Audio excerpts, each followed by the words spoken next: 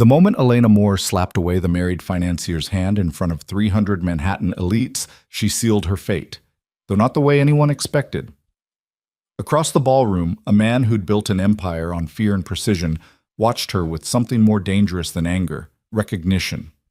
Victor Romano didn't believe in accidents, and he never, ever shared what belonged to him. Tonight, he just decided Elena belonged to him, whether she knew it yet or not. The only question was how long it would take her to realize she'd already chosen him the moment she refused to bow. Have you ever stood your ground when everything told you to run? Drop a like and comment what city you're watching from. I want to see how far Elena's story travels as she discovers that sometimes the most dangerous man in the room is the only one who truly sees you. The crystal chandeliers of the Meridian Club cast prismatic light across the marble floors, turning the entire ballroom into a carefully orchestrated dream. Elena Moore stood near the entrance to the main hall, her tablet tucked against her chest, mentally running through the 17 remaining items on her checklist. The annual Sinclair Foundation Gala was the club's most prestigious event, and after 3 years as lead event director, Elena had learned that perfection wasn't optional, it was expected. She wore a simple black dress that spoke of professionalism rather than seduction, her dark hair pulled back in a sleek chignon that showed off the elegant line of her neck. She'd chosen the outfit deliberately, attractive enough to blend with the glittering crowd, modest enough to remind everyone she was staff, not a guest. In a room full of Manhattan's wealthiest and most powerful, that distinction mattered. Ms. Moore. One of the catering managers appeared at her elbow, slightly breathless. The caviar service for the VIP lounge, there's been a mix-up with the beluga. Elena didn't flinch.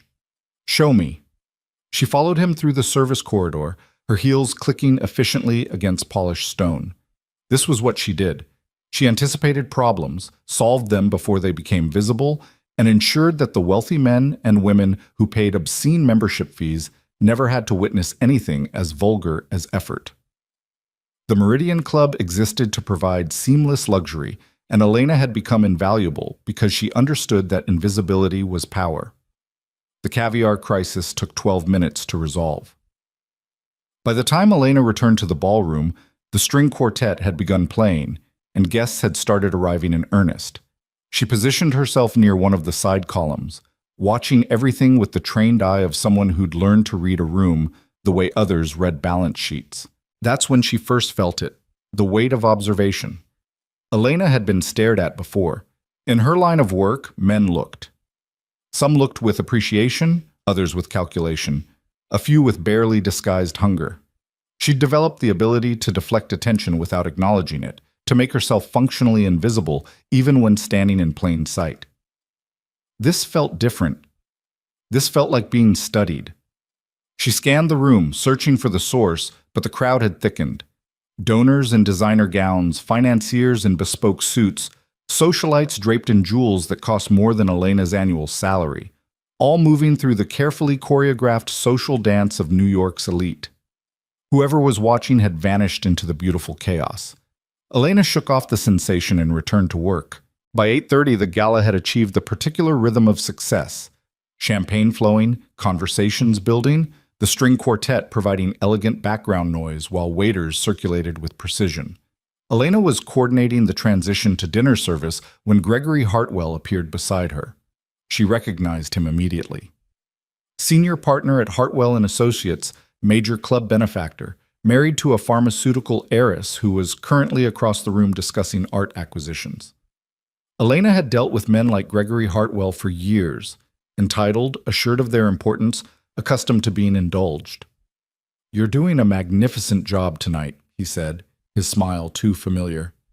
"Everything is absolutely perfect." "Thank you, Mr. Hartwell." Elena kept her voice professional, her body language closed.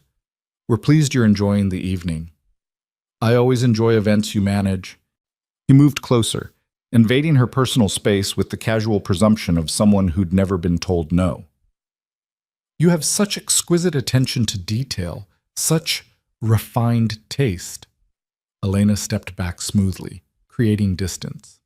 "If you'll excuse me, I need to check on the dinner arrangements."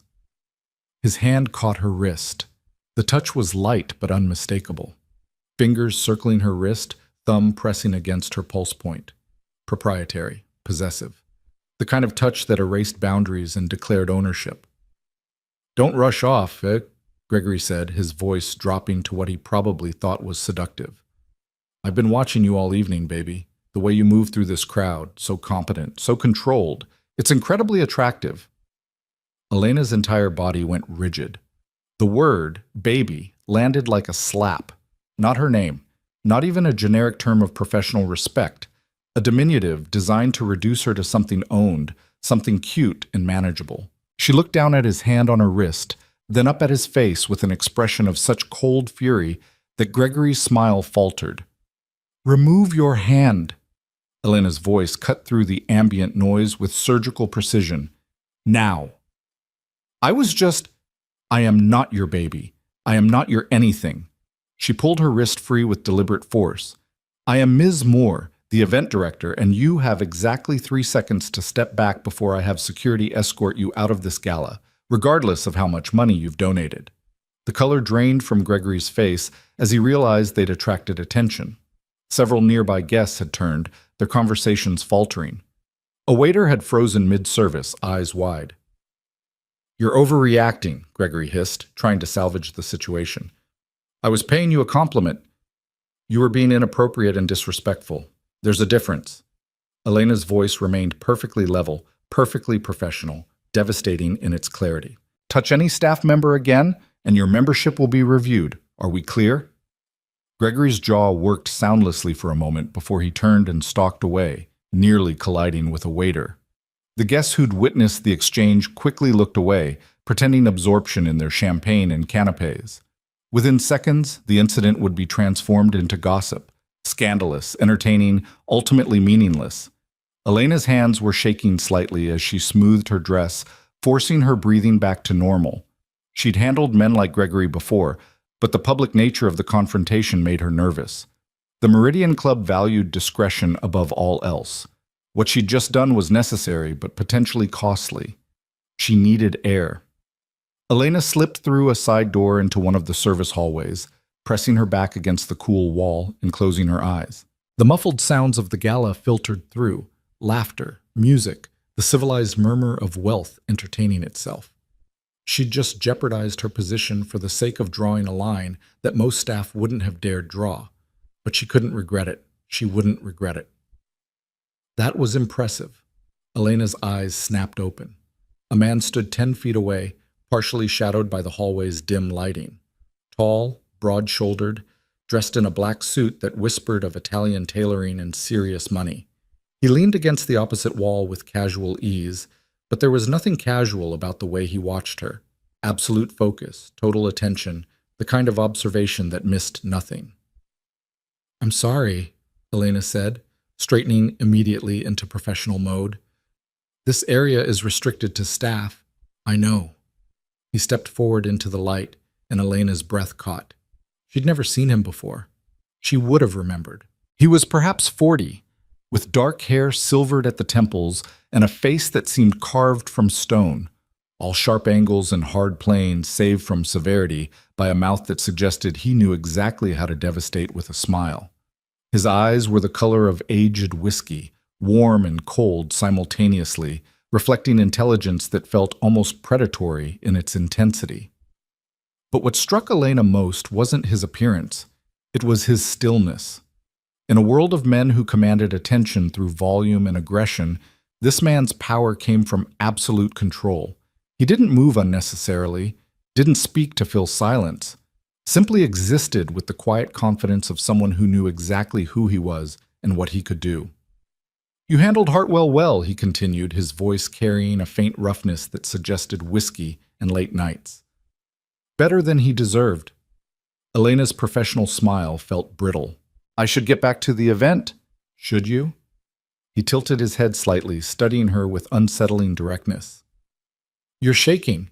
You've just had an unpleasant encounter with a member who will likely complain to management. Wouldn't it be wiser to take a moment, compose yourself, and return when you're certain you won't betray any emotion?" The analysis was accurate and irritating in equal measure. "Who are you?" Something flickered in those whiskey eyes. Amusement, perhaps, or approval. Someone who appreciates competence and boundaries, both of which you demonstrated admirably just now. That's not an answer. No, he agreed. It's not. They stood in silence for a moment, the distant sounds of the gala providing surreal background music. Elena knew she should walk away. This man, whoever he was, radiated danger in a way Gregory Hartwell never could. Gregory was a pest, annoying, entitled, ultimately harmless. This man was something else entirely. You're right, Elena said finally. I should compose myself before returning. Thank you for the reminder. She expected him to leave, to offer some polite dismissal and disappear back into the event. Instead, he remained perfectly still, watching her with that unnerving focus. Your name is Elena Moore, he said. Not a question, a statement. You've been lead event director here for 3 years. Before that, you worked at the Plaza. Before that, you put yourself through NYU while managing events for a catering company in Brooklyn. You're 29 years old. You live alone in a rent-controlled apartment in Chelsea. You have no family in New York, no significant romantic relationships, and no interest in pursuing either. Elena's blood ran cold. How do you know that? I make it my business to know about people who work in my establishment. The words registered slowly, their meaning crystallizing with horrifying clarity. Your establishment. The Meridian Club belongs to me, Ms. Moore, along with several other properties in Manhattan. I'm Victor Romano. Elena had heard the name, of course. Everyone who worked at the club had heard whispered references to the owner. A man so private he never attended events, never appeared in public, conducted all business through intermediaries. The staff called him the Ghost because no one had ever seen him. But the rumors went deeper, darker. Victor Romano's name appeared in breathless tabloid speculation about organized crime, about connections to families that controlled everything from shipping to construction to city politics. Nothing ever stuck. No charges ever filed, but the whispers persisted. This was a man who built his empire on fear and absolute control. And Elena had just told Gregory Hartwell she'd have him thrown out of a gala at Victor Romano's club. I apologize, Elena said quickly, her mind racing through damage control. My confrontation with Mr. Hartwell was inappropriate for the venue. I should have handled it more discreetly. Why? The single word stopped her cold. Excuse me? Victor pushed off the wall, moving toward her with fluid grace. He stopped just outside her personal space, close enough that she could smell his cologne, something dark and expensive, but not close enough to threaten. The restraint felt deliberate. Why should you have handled it more discreetly? His voice remained perfectly calm, perfectly level. Hartwell put his hands on you without permission, called you a demeaning name, and treated you as if your professional role made you available for his entertainment. You established a boundary and enforced consequences. Why should that have been done quietly? Elena stared at him, thrown completely off balance. Because discretion is part of my job. Because scenes upset guests. Because you've been taught that maintaining the comfort of wealthy men is more important than maintaining your own dignity? The question landed like a physical blow. Elena opened her mouth, closed it, had no answer that didn't sound hollow. Let me be very clear about something, Ms. Moore. Victor's eyes held hers with absolute intensity. I don't employ people who allow themselves to be disrespected. I don't maintain membership for men who treat my staff like property. Gregory Hartwell's behavior was unacceptable. Your response was proportional and professional. You have nothing to apologize for. You're not upset about the scene? I'm upset it was necessary. Something hard and dangerous flickered across his face. Hartwell's membership will be terminated tomorrow. He won't be returning to this club or any property I control. Elena felt the floor tilt slightly beneath her feet. That seems extreme. Does it? Victor moved closer, and this time Elena felt the full force of his presence, the barely restrained power, the absolute certainty. A man puts his hands on my event director, speaks to her like she exists for his amusement, creates a situation where she has to defend herself publicly because he lacks basic respect. And you think terminating his membership is extreme? He's a major donor. I don't need his money. The words carried utter conviction. What I need are staff members who understand their value, who refuse to be diminished, who draw lines and enforce them without apology. Elena's heart hammered against her ribs. This close, Victor Romano was overwhelming, not through aggression, but through sheer intensity of presence. He looked at her like she mattered, like her boundaries mattered, like the principle of respect was worth more than Gregory Hartwell's donations. It was terrifying and exhilarating in equal measure. "I don't understand," Elena said quietly. "Why do you care?" "Because competence is rare, integrity is rarer, and women who possess both while refusing to compromise themselves are nearly extinct." Victor's voice dropped lower, more intimate. "You're valuable, Ms. Moore, more valuable than you know, and I protect what's valuable." Before Elena could respond, her phone buzzed. She glanced at the screen, crisis in the kitchen, something about the main course timing. Reality crashed back with brutal force. "I have to go," she said. "The dinner service." "Of course." Victor stepped back immediately, returning her personal space. "Handle your crisis. We'll talk later." Elena nodded and hurried down the corridor, her mind spinning. She just had the strangest, most intense conversation of her professional life with a man who supposedly didn't exist, who just defended her more fiercely than anyone ever had, who looked at her like she cut off that thought before it could complete itself. The kitchen crisis turned out to be a miscommunication about timing, fixable with 3 quick phone calls and some reshuffling. Elena coordinated the solution with practiced efficiency, forcing her focus back to the work she understood. The gala needed her. Everything else could wait. But as she returned to the ballroom, Elena felt the weight of observation again. She found him immediately. Victor Romano stood near the far wall, partially obscured by the crowd, but his eyes tracked her movement with predatory precision. He wasn't hiding. He was watching openly, deliberately, making sure she knew she was seen. Elena's pulse kicked up as their gazes locked across the glittering room. For a moment, the hundreds of guests between them ceased to exist. There was only that whiskey-colored stare, that absolute focus, and the unsettling recognition that something fundamental had shifted. She looked away first, turning her attention to a server who needed direction. When she glanced back, Victor had vanished back into the shadows. But Elena could still feel him watching. The rest of the gala proceeded flawlessly. Dinner service went off without a hitch, the charity auction exceeded expected donations, and by 11 o'clock, guests were beginning their elegant departures, full of praise for the evening's success. Elena coordinated the shutdown procedures with mechanical efficiency, her mind only half engaged with the familiar tasks. She kept expecting Victor Romano to reappear. He didn't. By midnight, the ballroom stood empty except for cleanup crew. Elena did her final walkthrough, checking that everything was secure, that nothing valuable had been left behind. Her feet ached in her heels, and exhaustion was starting to creep in around the edges of the adrenaline that had sustained her. "Ms. Moore." Elena spun around to find Marcus Chen, the club's general manager, approaching with an expression she couldn't quite read. "Yes?" "Mr. Romano would like to see you in his office." Marcus's tone was carefully neutral, but his eyes held curiosity. In 3 years of working together, Elena had never been summoned to the owner's office, because the owner never used his office. Now, it came out more sharply than intended. "If you're available." Elena glanced at her watch. Nearly 12:30. Every professional instinct screamed that going to a private office with Victor Romano at this hour was dangerous, but refusing a direct summons from the owner would be worse. "Of course, where?"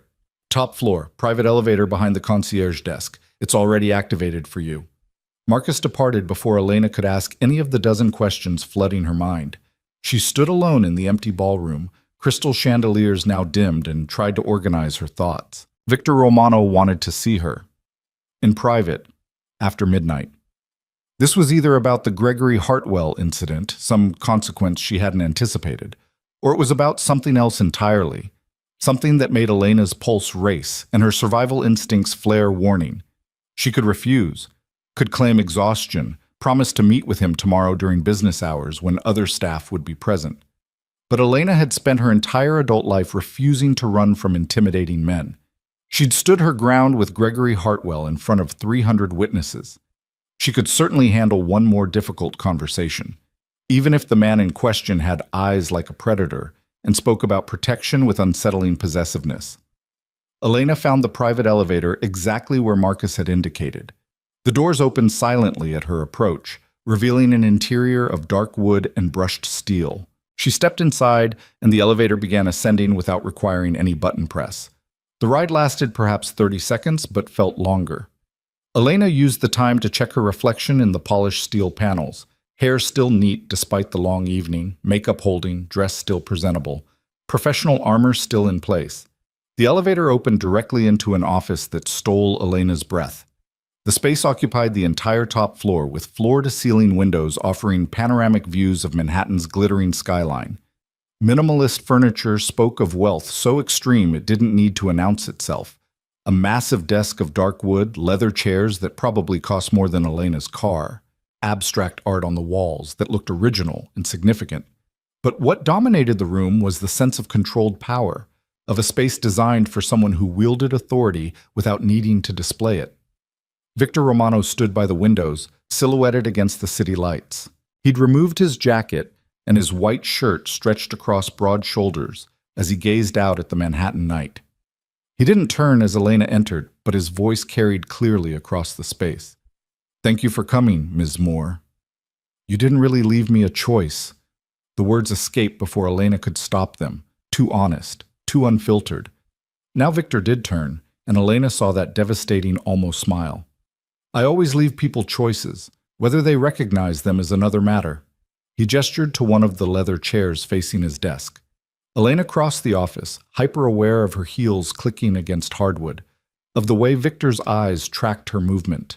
She sat with deliberate poise, back straight, ankles crossed, body language that projected confidence she didn't entirely feel. Victor settled into the chair behind his desk, leaning back with casual ease that somehow made him more imposing rather than less. The desk put physical distance between them, but Elena felt no safer for it. "I wanted to discuss the Gregory Hartwell incident," Victor began, "and its implications." Elena's stomach tightened. "I understand if there need to be consequences for how I handled—" "You misunderstand." Victor's voice cut through her attempted apology. "I'm not concerned about how you handled it. I'm concerned about what it reveals regarding this club's culture." Elena blinked. "I'm sorry." Hartwell felt comfortable putting his hands on my event director in a room full of witnesses because he didn't expect consequences. That suggests a systemic problem, one I intend to address. Victor pulled a file from his desk drawer, opening it with deliberate care. "I've reviewed every complaint filed by female staff members over the past 5 years. 47 incidents ranging from unwanted touching to explicit propositions. Of those 47, exactly 0 resulted in membership termination or meaningful consequences for the men involved." The number hit Elena like cold water. 47. She'd filed 3 of those complaints herself over the years, always written off as misunderstandings or acceptable behavior from valued members. "That ends now," Victor continued. "Effective immediately.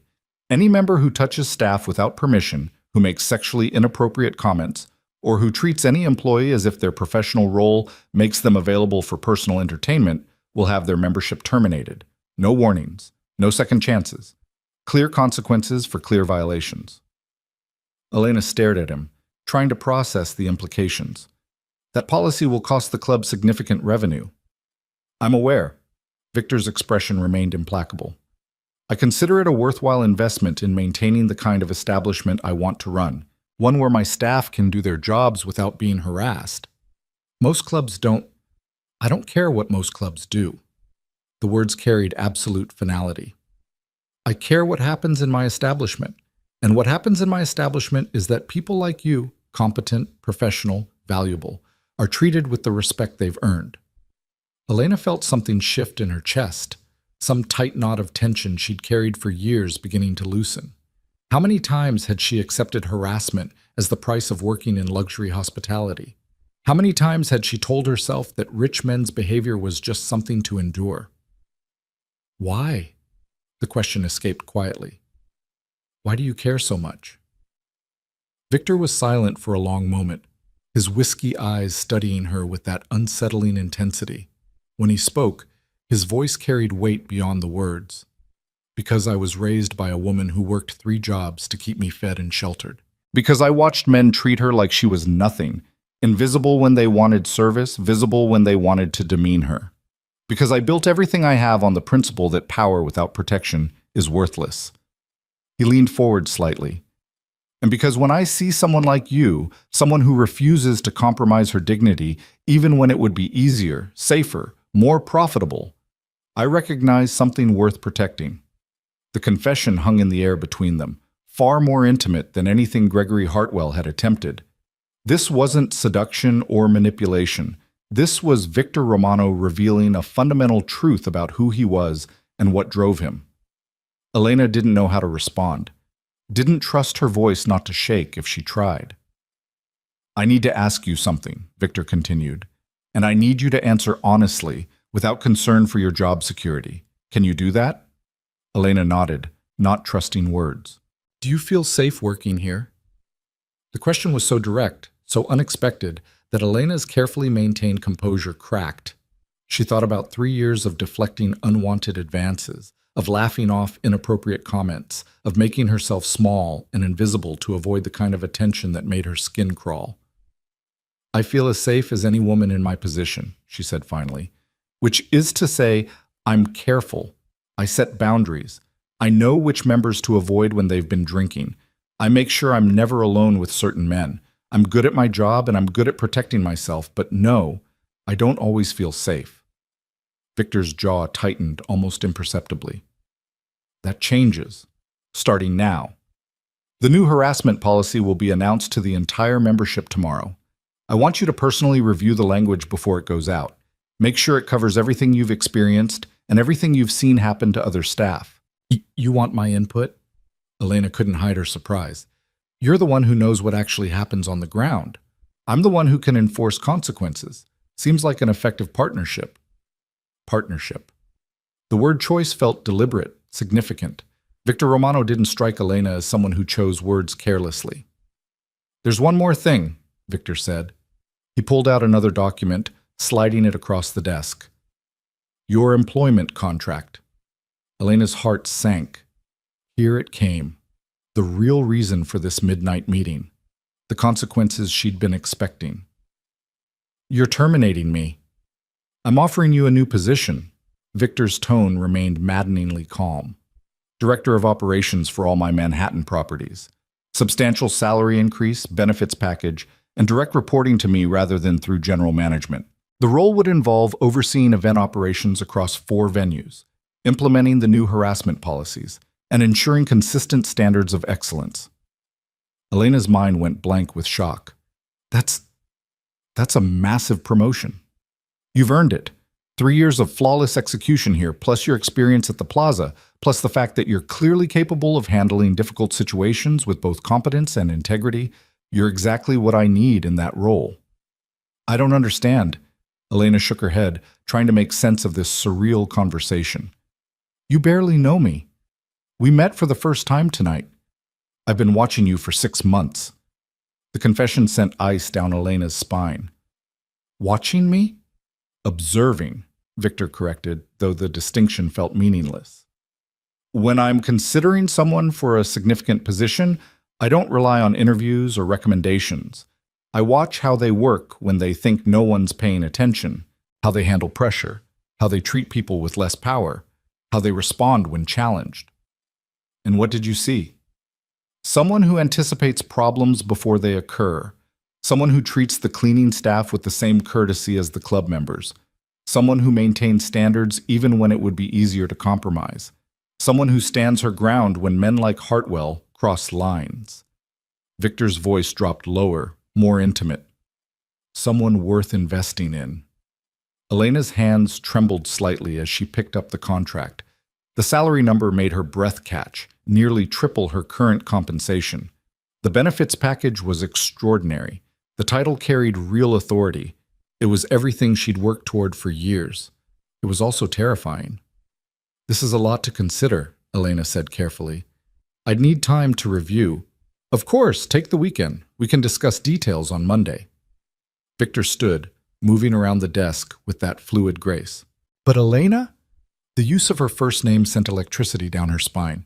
He'd called her Ms. Moore all evening. The shift to intimacy felt deliberate, significant. Yes? Victor stopped directly in front of her chair, close enough that she had to tilt her head back to maintain eye contact. Close enough that she could see the faint lines around his eyes, the shadow of stubble along his jaw, the absolute focus in his gaze. I want you to understand something, he said quietly. This offer has nothing to do with what happened tonight with Hartwell. I made the decision to promote you weeks ago. Tonight simply confirmed that my assessment was correct. He paused, and something shifted in his expression, something heated and possessive that made Elena's pulse spike. But while we're being honest with each other, I should tell you that my interest in you isn't purely professional. Elena's breath caught. Mr. Romano. Victor. The correction was gentle but firm. And before you panic, I'm not propositioning you, I'm stating a fact. I'm attracted to you, to your competence, your integrity, your refusal to be intimidated. But I don't mix business with personal involvement, and I never leverage power to pursue relationships. So here's what's going to happen. He reached down, taking her hand in his. The touch was warm, deliberate, his thumb brushing across her knuckles in a gesture that felt both possessive and reverent. You're going to take this contract home and review it carefully. You're going to make a decision based entirely on what's best for your career, with zero consideration for whether I find you attractive. If you accept the position, you'll work for me in a purely professional capacity, and I'll keep my personal interest to myself. If you decline, I'll respect that decision and ensure you suffer no negative consequences at the club. His voice dropped to something almost dangerous. But if, after you've made your professional decision, you decide you're interested in exploring what exists between us on personal terms, you'll let me know, and we'll proceed from there as equals, with no power dynamics or employment considerations involved. Clear? Elena's mind reeled. Victor Romano had just handed her a promotion, acknowledged his attraction, and then carefully, deliberately removed himself from any position to pressure her. He'd created a framework where she held all the power, where her career advancement was separate from any personal relationship, where she could choose both, either, or neither, without fear. It was the most respectful proposition she'd ever received. It was also the most terrifying because it meant every choice from this point forward would be entirely hers. Clear, Elena whispered. Victor smiled then, a real smile, devastating in its warmth, and lifted her hand to his lips. The kiss he pressed to her knuckles was barely there, a whisper of contact, but it burned like a brand. Good night, Elena. Take care going home. I'll have a car waiting downstairs for you. He released her hand and stepped back, the professional distance reasserting itself. Elena stood on shaking legs, clutching the contract like a lifeline. Good night, Victor. His eyes flared at her use of his first name, but he said nothing as she walked to the elevator. Elena felt his gaze on her back the entire way. Not threatening, not predatory, just absolutely present. The elevator doors closed and Elena sagged against the wall, her heart hammering.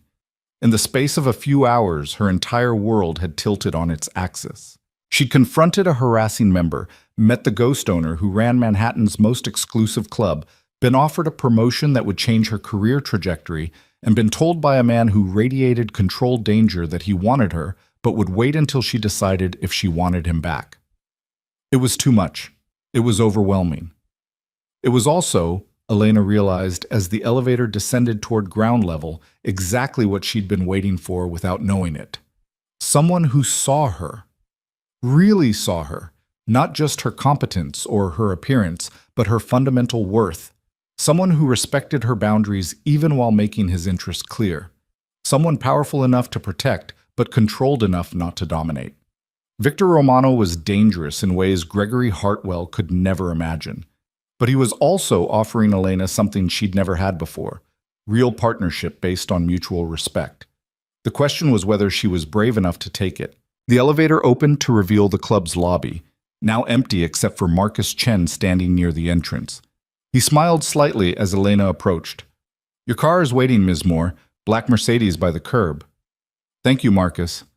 She stepped out into the cool Manhattan night, and sure enough, a sleek black Mercedes idled at the curb with a driver standing beside the rear door. He opened it as she approached, nodding respectfully. Elena slid into the leather interior, giving her address in Chelsea. As the car pulled into traffic, she looked back at the Meridian Club.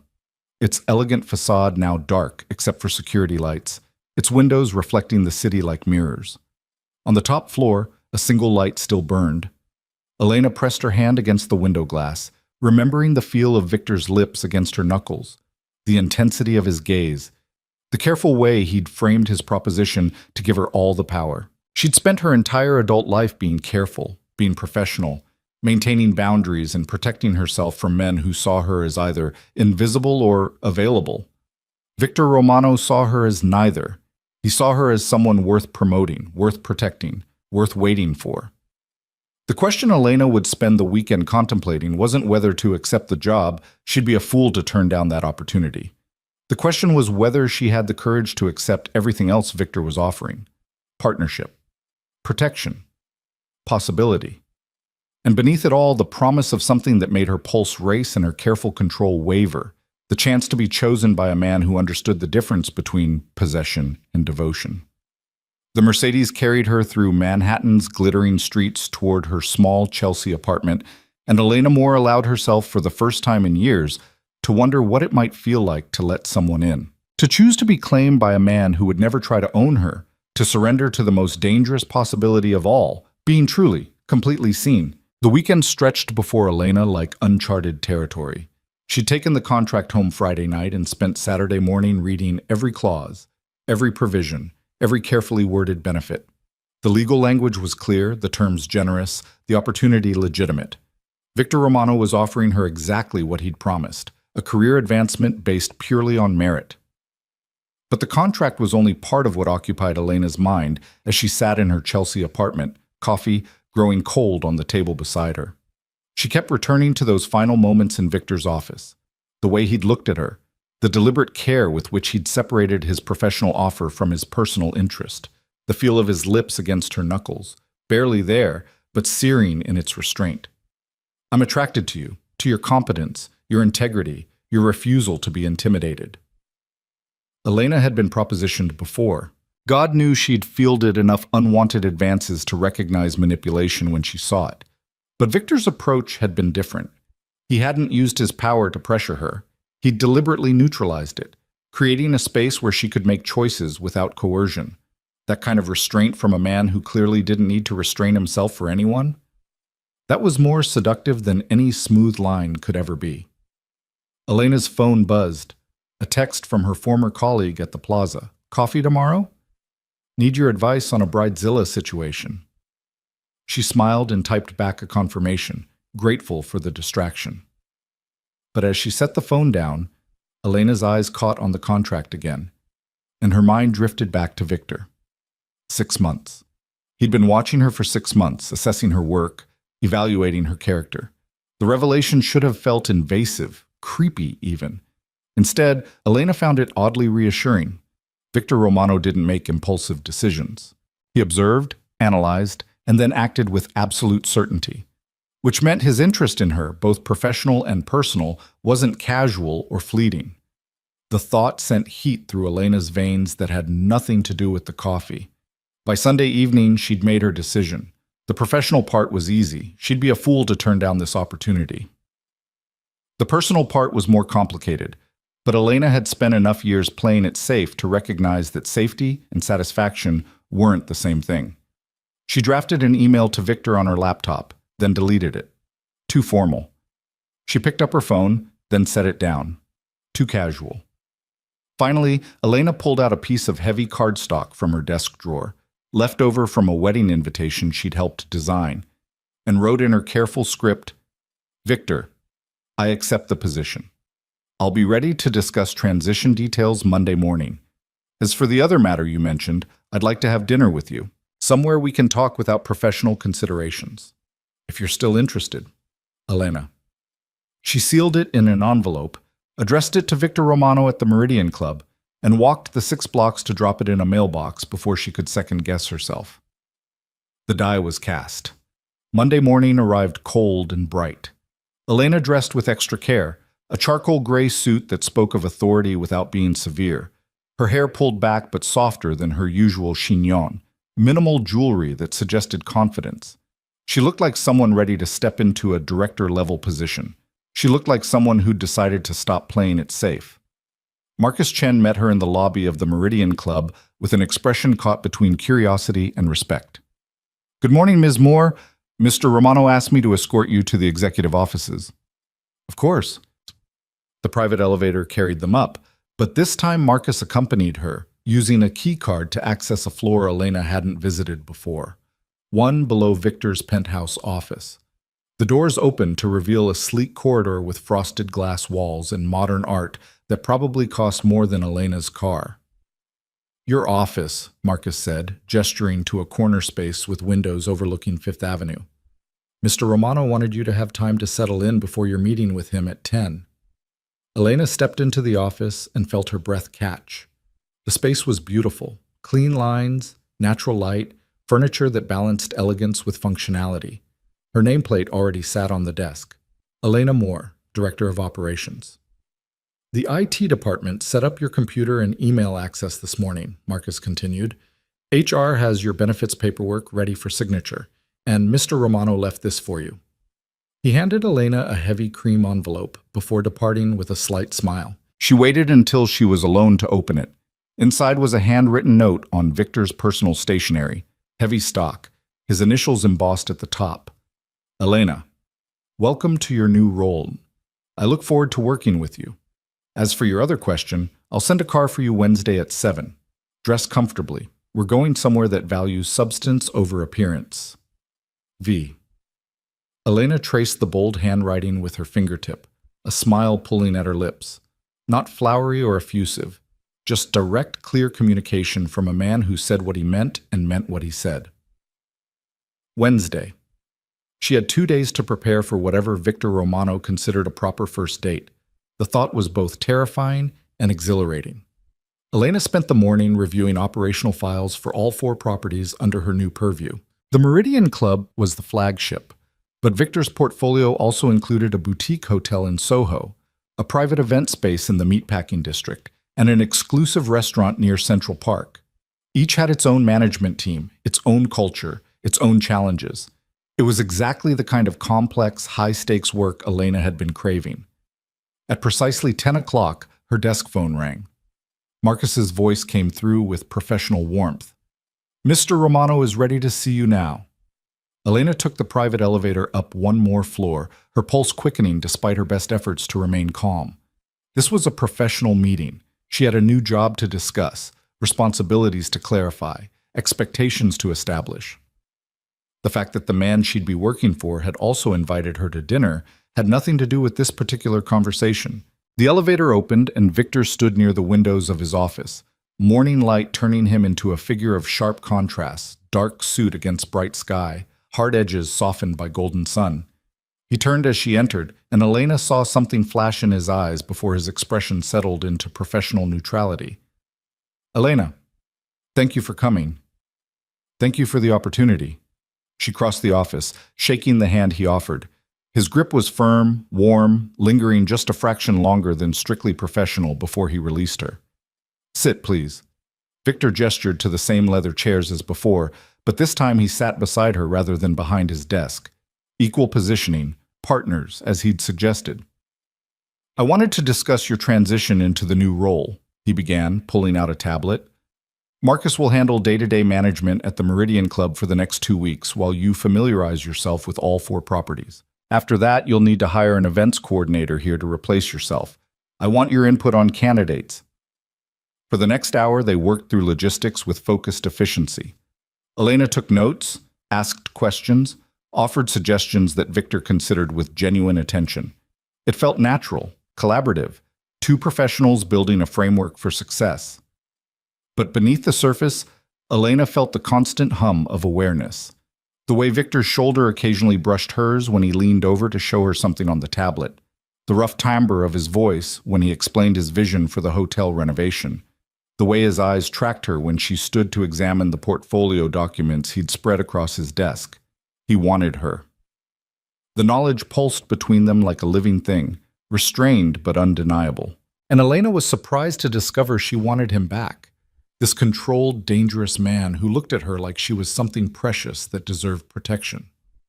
"There's one more thing we need to address," Victor said as their meeting wound down. He stood, moving to the bar cart near the windows and pouring 2 glasses of water. He handed one to Elena, his fingers brushing hers in the transfer. "The new harassment policy." Elena accepted the glass, grateful for something to do with her hands. "I reviewed the draft you sent. It's comprehensive." "But?" Victor's eyebrow lifted slightly. "I hear a qualification in your voice." "The policy is perfect on paper. The question is enforcement. How do you ensure managers actually implement it consistently across all properties?" "Good question." Victor settled into the chair beside her again, closer this time. "Which is why part of your new role involves oversight of implementation. Quarterly reviews, staff surveys, direct reporting to me on any incidents. I want you to be the person who ensures this policy has teeth." Elena met his gaze directly. "Some of the members won't like it. You'll lose revenue." "Let me be very clear about something." Victor's voice dropped lower, harder. "I built what I have through calculated risks and absolute principles. One of those principles is that people who work for me are protected from external threats and from the people who pay for services. Money is replaceable. Integrity isn't. If members don't like that, they can find somewhere else to spend their money." The conviction in his words sent warmth through Elena's chest. How many employers actually meant that? How many would sacrifice profit for principle? "I understand," she said quietly, "and I'll make sure the policy is enforced." "I know you will." Victor smiled slightly. "That's why I chose you." The word chose hung between them, layered with meaning beyond the professional. Victor had chosen her for this job, yes, but he'd also chosen her for something else. Something that would begin Wednesday night, somewhere that valued substance over appearance. Elena set down her water glass with deliberate care. "Was there anything else you needed to discuss regarding the position?" "No. I think we've covered everything professionally." Victor's eyes held hers, golden and intent. "Unless you have questions?" "Just one." Elena kept her voice steady despite her racing pulse. "Wednesday night. Should I know anything in advance?" Something hot and possessive flickered across Victor's face before he controlled it. "Just that I don't do things halfway. When I take you to dinner, Elena, it won't be about impressing you with expensive restaurants or showing off wealth. It'll be about getting to know who you are when the professional masks come off. Fair warning, I ask direct questions and I expect honest answers." "I'm not afraid of honesty." "Good."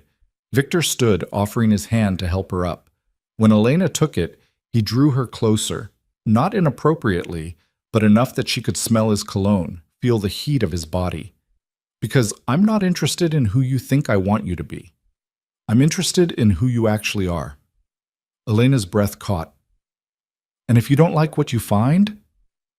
"Then we'll have had an honest conversation and we'll continue working together professionally with mutual respect." His thumb brushed across her knuckles, that same gesture from Friday night, deliberate and claiming. "But I don't think that's going to be a problem."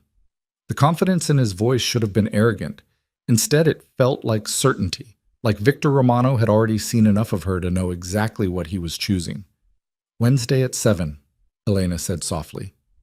"Wednesday at 7, Victor confirmed. He released her hand slowly, reluctantly. "I'll see you tomorrow for the property tour." Elena nodded and turned toward the elevator, feeling his gaze on her back like a physical touch. As the doors closed between them, she saw him standing by the windows, hands in his pockets, watching her with an expression of such focused intensity that her knees went weak.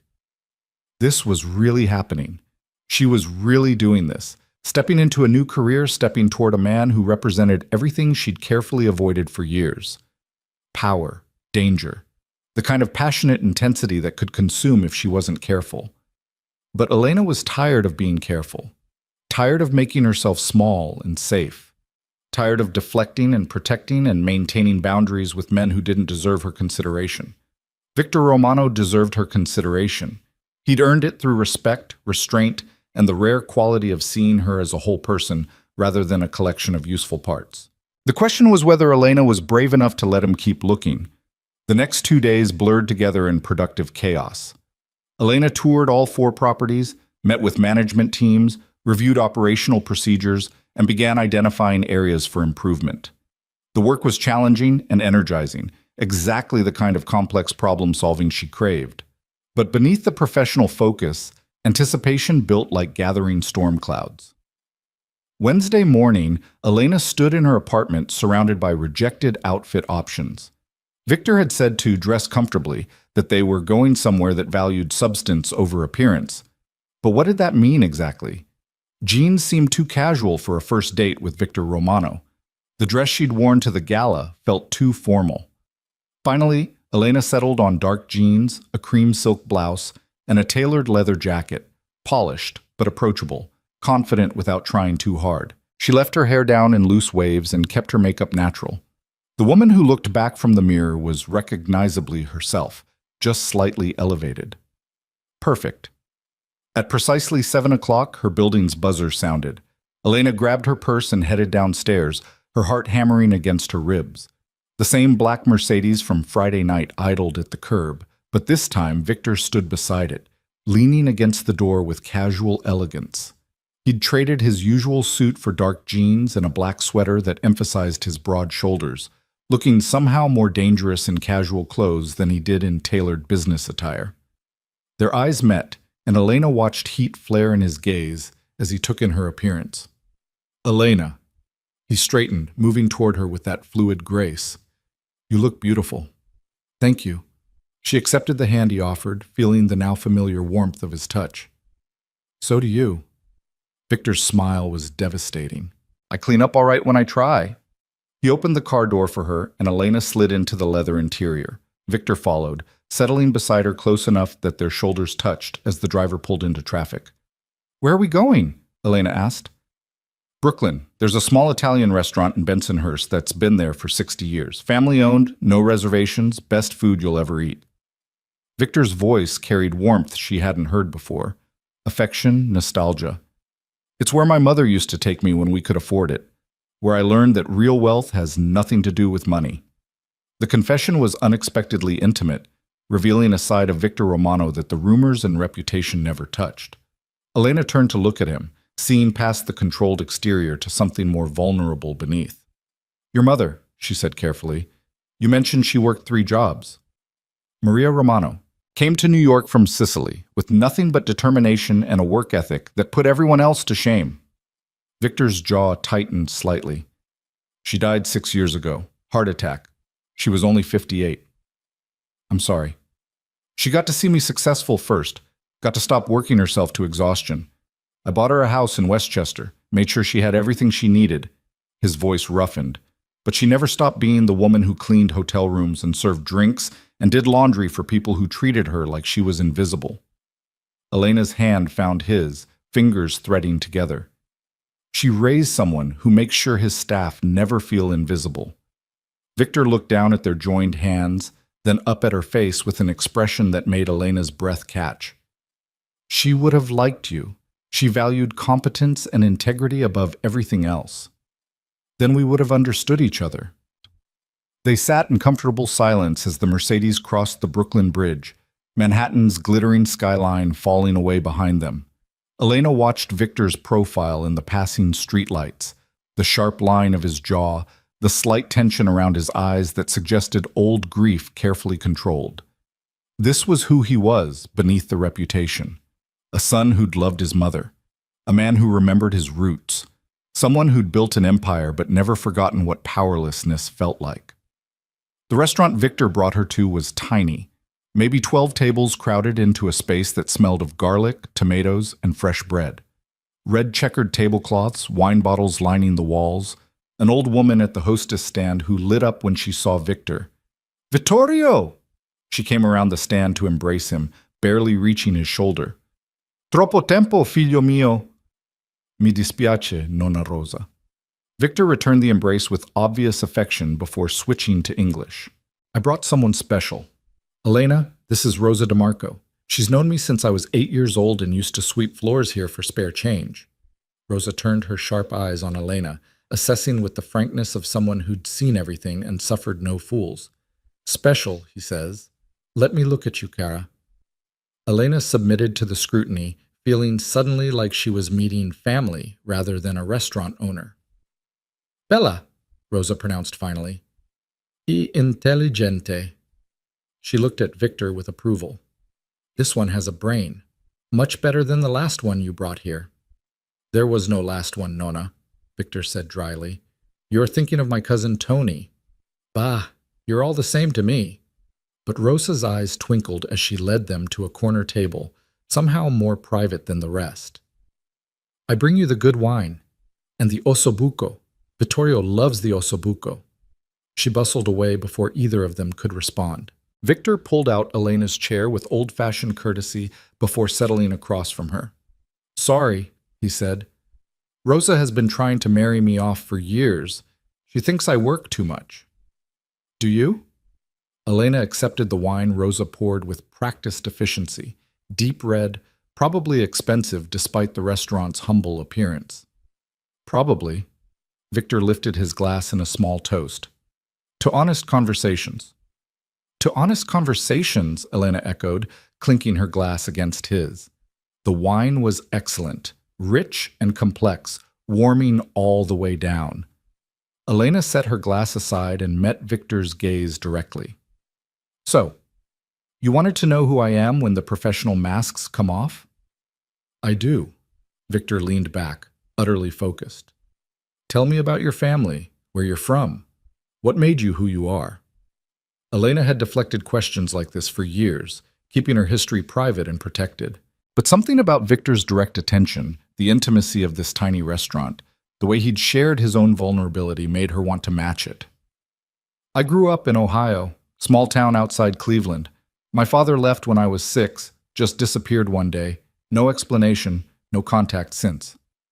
The old wound barely hurt anymore, worn smooth by time. My mother did her best, but she struggled with depression. I learned early that if I wanted stability, I had to create it myself. Victor's expression didn't change, but something softened in his eyes. So you became competent because incompetence meant chaos. Exactly. Elena felt seen in a way that made her chest tight. I put myself through college working 3 jobs, moved to New York the day after graduation with $800 and a desperate need to prove I could build something stable. I've been building ever since. And relationships? The question was gentle but direct. Elena took another sip of wine, gathering her thoughts. I've had a few. Nothing serious. I think I was always so focused on building my career, creating security, that I never really let anyone close enough to matter. She met his eyes. And honestly, most men either wanted me to be less competent, less ambitious, less focused, or they wanted to use what I was building for themselves. I got tired of both. So you stayed alone. I stayed safe, Elena corrected. There's a difference. Is there? Victor leaned forward, his gaze intense. Or is safety just another word for lonely? The question hit harder than Elena expected. She opened her mouth to deflect, then remembered they toasted to honest conversations. Sometimes, she admitted quietly, sometimes safety feels a lot like lonely. Victor reached across the table, taking her hand in his. His thumb traced patterns on her palm, soothing, possessive, claiming without demanding. I understand that. I've built everything I have through control and distance. Let very few people close. Kept relationships transactional because emotional investment felt like vulnerability I couldn't afford. His voice dropped lower. But there's a difference between strategic distance and isolating yourself because you're afraid of what might happen if you let someone matter. Which one are you? I was the first. His eyes held hers. Until I met someone who made me want to be the second. Elena's breath caught. Victor, let me finish. He squeezed her hand gently. I told you I've been watching you for 6 months. What I didn't tell you is why I kept watching. It wasn't just your competence, though that's impressive. It wasn't just your integrity, though that's rare. It was the way you moved through the world, controlled, careful, protected. The way I moved through the world. And I recognized it, Elena. That careful distance, that refusal to be vulnerable because vulnerability means risk. And that made you interested in me? That made me understand you. Victor's voice carried conviction that resonated in Elena's bones. But what made me interested was watching you choose to be vulnerable anyway. When you stood up to Hartwell in front of 300 people, you risked everything you'd built for the sake of principle. That's not careful or controlled. That's brave. Elena's eyes burned slightly. No one had ever called her brave before. Competent, professional, impressive, but never brave. "I don't feel brave," she whispered. "I feel terrified most of the time." "That's what makes it brave." Victor lifted her hand to his lips, pressing a kiss to her palm that felt like a promise. Courage isn't the absence of fear. It's choosing to act despite it. Rosa appeared then with plates of food that smelled incredible. Ossobuco in rich sauce, fresh pasta, vegetables that had clearly been picked that day. She fussed over their table, refilling wine, adjusting silverware, all while providing commentary in rapid Italian that made Victor smile. When she finally left them alone, Elena looked at the feast spread before them and laughed. "She's feeding us like we're family." To Rosa, everyone is family. It's one of the things I love about this place. Victor served Elena before serving himself, the gesture casually protective. "When I was building my first business, barely scraping by, I'd come here once a month. Rosa would feed me whether I could pay or not. Said I was too skinny and needed a grandmother's cooking." "What was your first business?" "Security consulting. I had contacts from—" He paused, considering his words.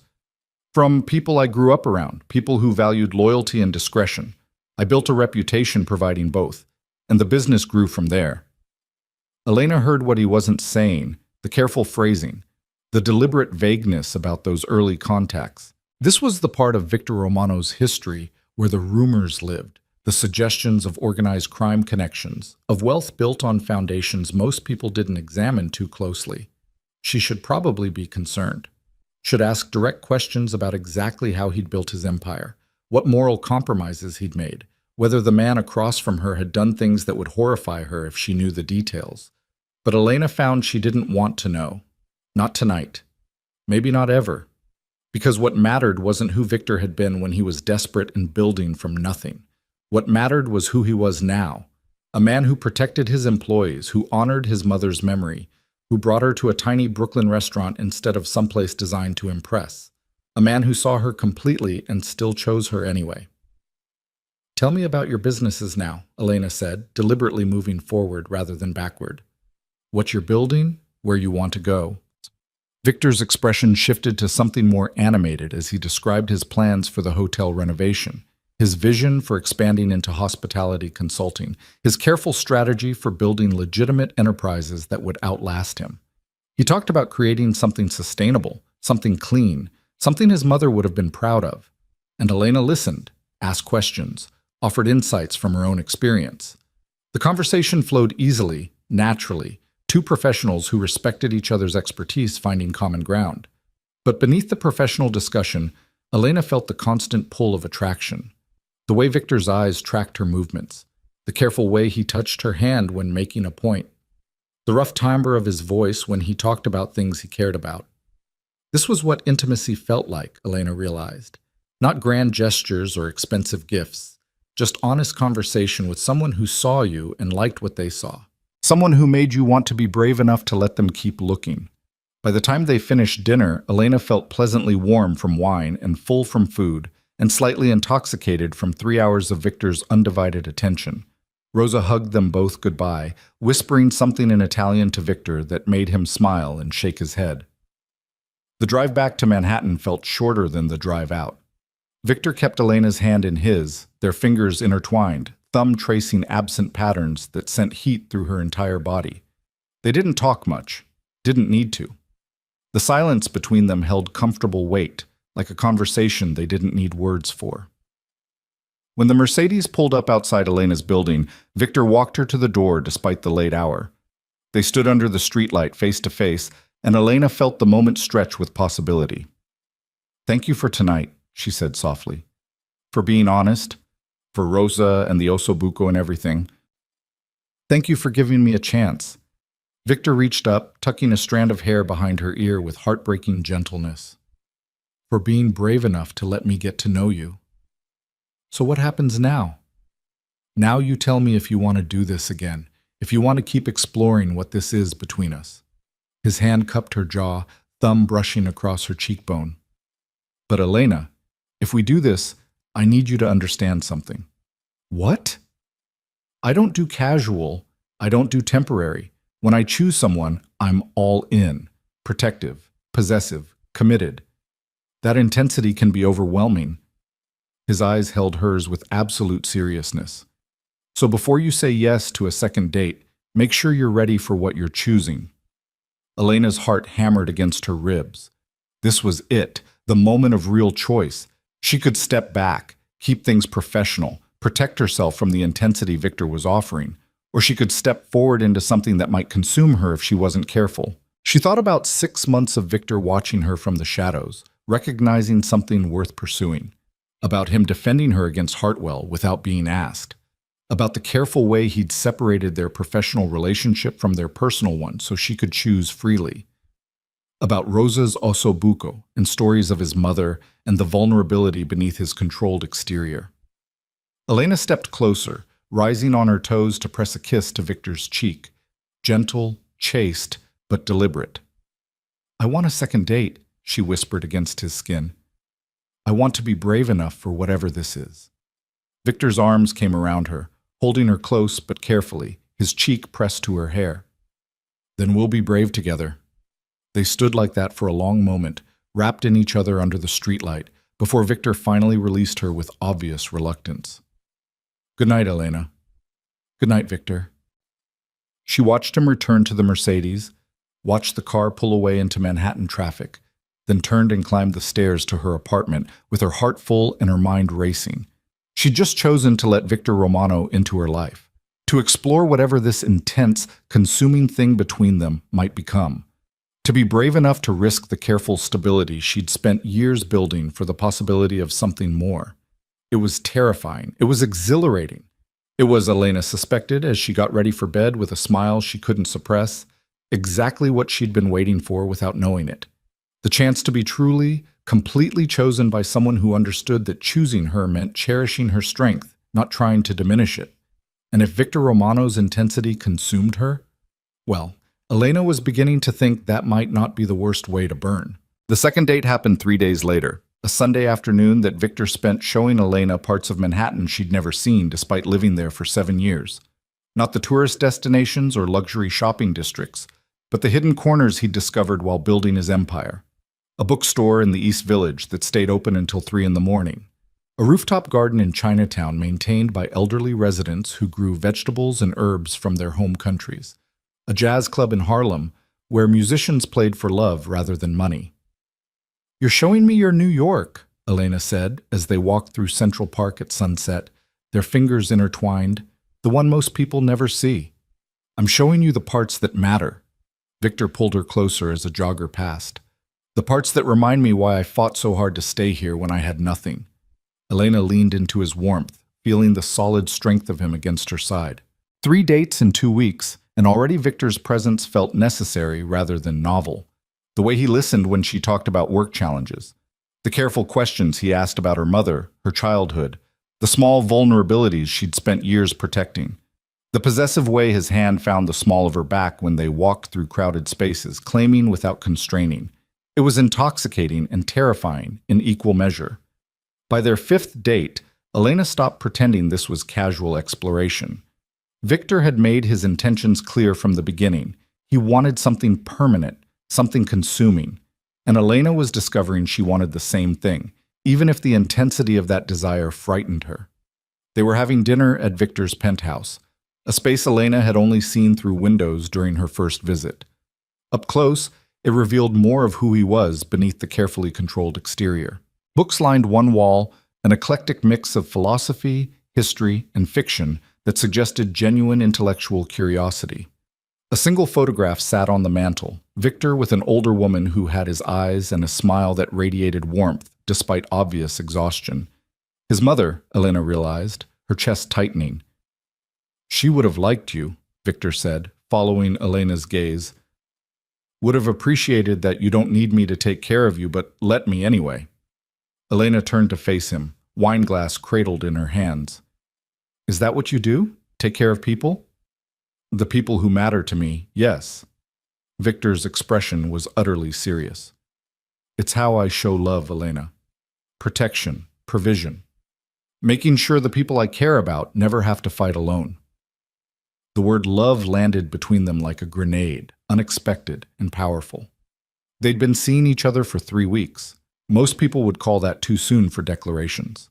But Victor Romano didn't operate like most people. When he knew what he wanted, he claimed it. Victor, Elena's voice came out shakier than intended. I'm not asking you to say it back. He crossed the space between them with that fluid grace, taking her wine glass and setting it aside. His hands framed her face with devastating gentleness. I'm telling you where I am. I'm in love with you, Elena. With your competence and your courage and the way you refuse to make yourself smaller even when it would be easier. I'm all in, and I need you to know that before we go any further. Elena's breath caught. We've only known each other 3 weeks. I've known who you are for 6 months. I've been falling in love with you the entire time. I just didn't have access to you until you slapped Hartwell's hand away and gave me an excuse to finally introduce myself. Victor's thumb brushed across her cheekbone. But if you need more time, I don't. The words escaped before Elena could stop them, raw and honest. I don't need more time because I'm already there too. I'm terrified and overwhelmed and completely out of my depth, but I'm in love with you. Victor's eyes blazed with triumph and possession before his mouth crashed against hers. The kiss was nothing like the careful restraint he'd shown before. This was claiming, consuming, the full force of his controlled intensity finally unleashed. Elena gasped against his lips, and Victor took immediate advantage, deepening the kiss with devastating thoroughness. His hands slid into her hair, angling her head for better access while Elena's fingers clutched at his shoulders, desperate for anchor points in the storm of sensation. This was what she'd been afraid of, this overwhelming passion that made her careful control irrelevant. But instead of feeling consumed, Elena felt freed, like she could finally stop protecting herself because Victor would protect her instead. When they finally broke apart, both breathing hard, Victor pressed his forehead to hers. Stay tonight. It wasn't really a question, more like an inevitability they'd been building toward since that first moment in the service corridor. Elena nodded, beyond words, and let Victor lead her to his bedroom. What happened next was intense, overwhelming, and absolutely perfect.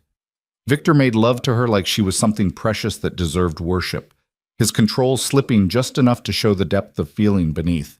And Elena, who'd spent years maintaining careful boundaries, surrendered completely to the man who'd proven he'd never take more than she offered. Afterward, wrapped in Egyptian cotton sheets with Victor's arm heavy across her waist, Elena felt the last of her careful defenses crumble. This was what she'd been missing, not just physical intimacy, but emotional connection, the ability to be vulnerable with someone strong enough to handle her strength. What are you thinking? Victor's voice rumbled against her shoulder, rough with satisfaction. That I should probably be more scared than I am. Elena traced patterns on his forearm, that this happened fast and intensely, and I'm completely out of control. And? His arm tightened possessively. And I don't care. She turned in his arms to face him. For the first time in my life, I don't care about being careful or protected or in control. I just care about this. About us. Victor's smile was devastating. Good. Because I'm never letting you go, Elena Moore. You're mine now, and I protect what's mine. The declaration should have felt suffocating. Instead, it felt like safety. Elena fell asleep in Victor's arms that night and woke to sunlight streaming through floor-to-ceiling windows and the smell of coffee. She found Victor in the kitchen, barefoot and shirtless in pajama pants, making breakfast with casual competence. You cook, Elena said, leaning against the doorframe to watch. Rosa taught me, said no man should depend on others for basic survival. He glanced over his shoulder, his eyes heating as he took in her appearance. Wearing his shirt, hair sleep mussed, thoroughly claimed. Coffee's fresh, eggs will be ready in 5 minutes. They ate breakfast on his balcony overlooking Central Park, the September morning still warm enough to be comfortable. Victor read the financial section while Elena checked her phone for any urgent work issues, and the domesticity of it struck her with unexpected force. This was what partnership looked like. Not grand gestures or dramatic declarations, but quiet Sunday mornings in shared space and comfortable silence. "I need to tell you something," Victor said, setting down his newspaper. His expression had shifted to something more serious, about my family, about who they are, and what that means for us. Elena's stomach tightened. This was the conversation they'd been avoiding, the one about Victor's past, his connections, the rumors that swirled around his name. "Okay," she said carefully. "My father was connected. Organized crime. The real thing, not Hollywood glamorization. He died when I was 12, killed by a rival family." Victor's voice remained level, but Elena heard the old pain beneath. "My mother moved us away, tried to give me a different life. But some of those connections remained. When I started my business, I used them, took money from people who expected loyalty in return. And now? Now I'm legitimate. Every business I own operates legally, pays taxes, follows regulations.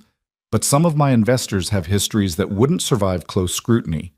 Some of the people I call when I need problems solved have methods that aren't exactly legal." He met her eyes directly. "I'm not that world anymore, Elena, but I'm not completely separate from it either. And being with me means accepting that gray area." Elena processed this carefully.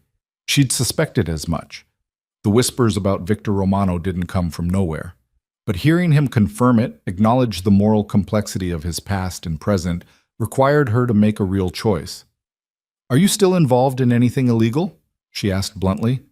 "No, everything I do now is clean." "Do you hurt people? Intimidate them?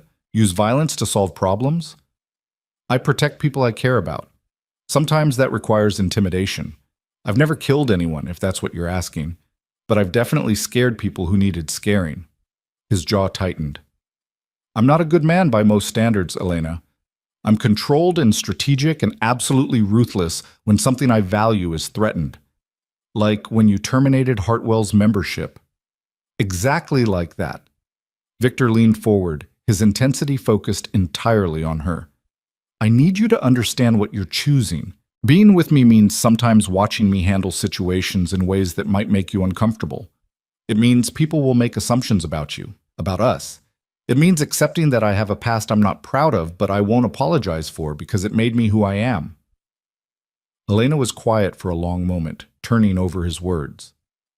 This was her exit if she wanted it. The moment where she could step back, reclaim her careful stability, protect herself from the complications of loving a man with Victor's history. But when Elena looked at Victor, really looked at him, she didn't see a criminal or a threat. She saw someone who'd fought his way out of poverty through whatever means available. Someone who protected his mother and honored her memory. Someone who'd built legitimate businesses and created jobs and treated his employees with dignity. Someone who'd chosen her and loved her with an intensity that most people never experienced. "I'm not interested in who you used to be," Elena said finally.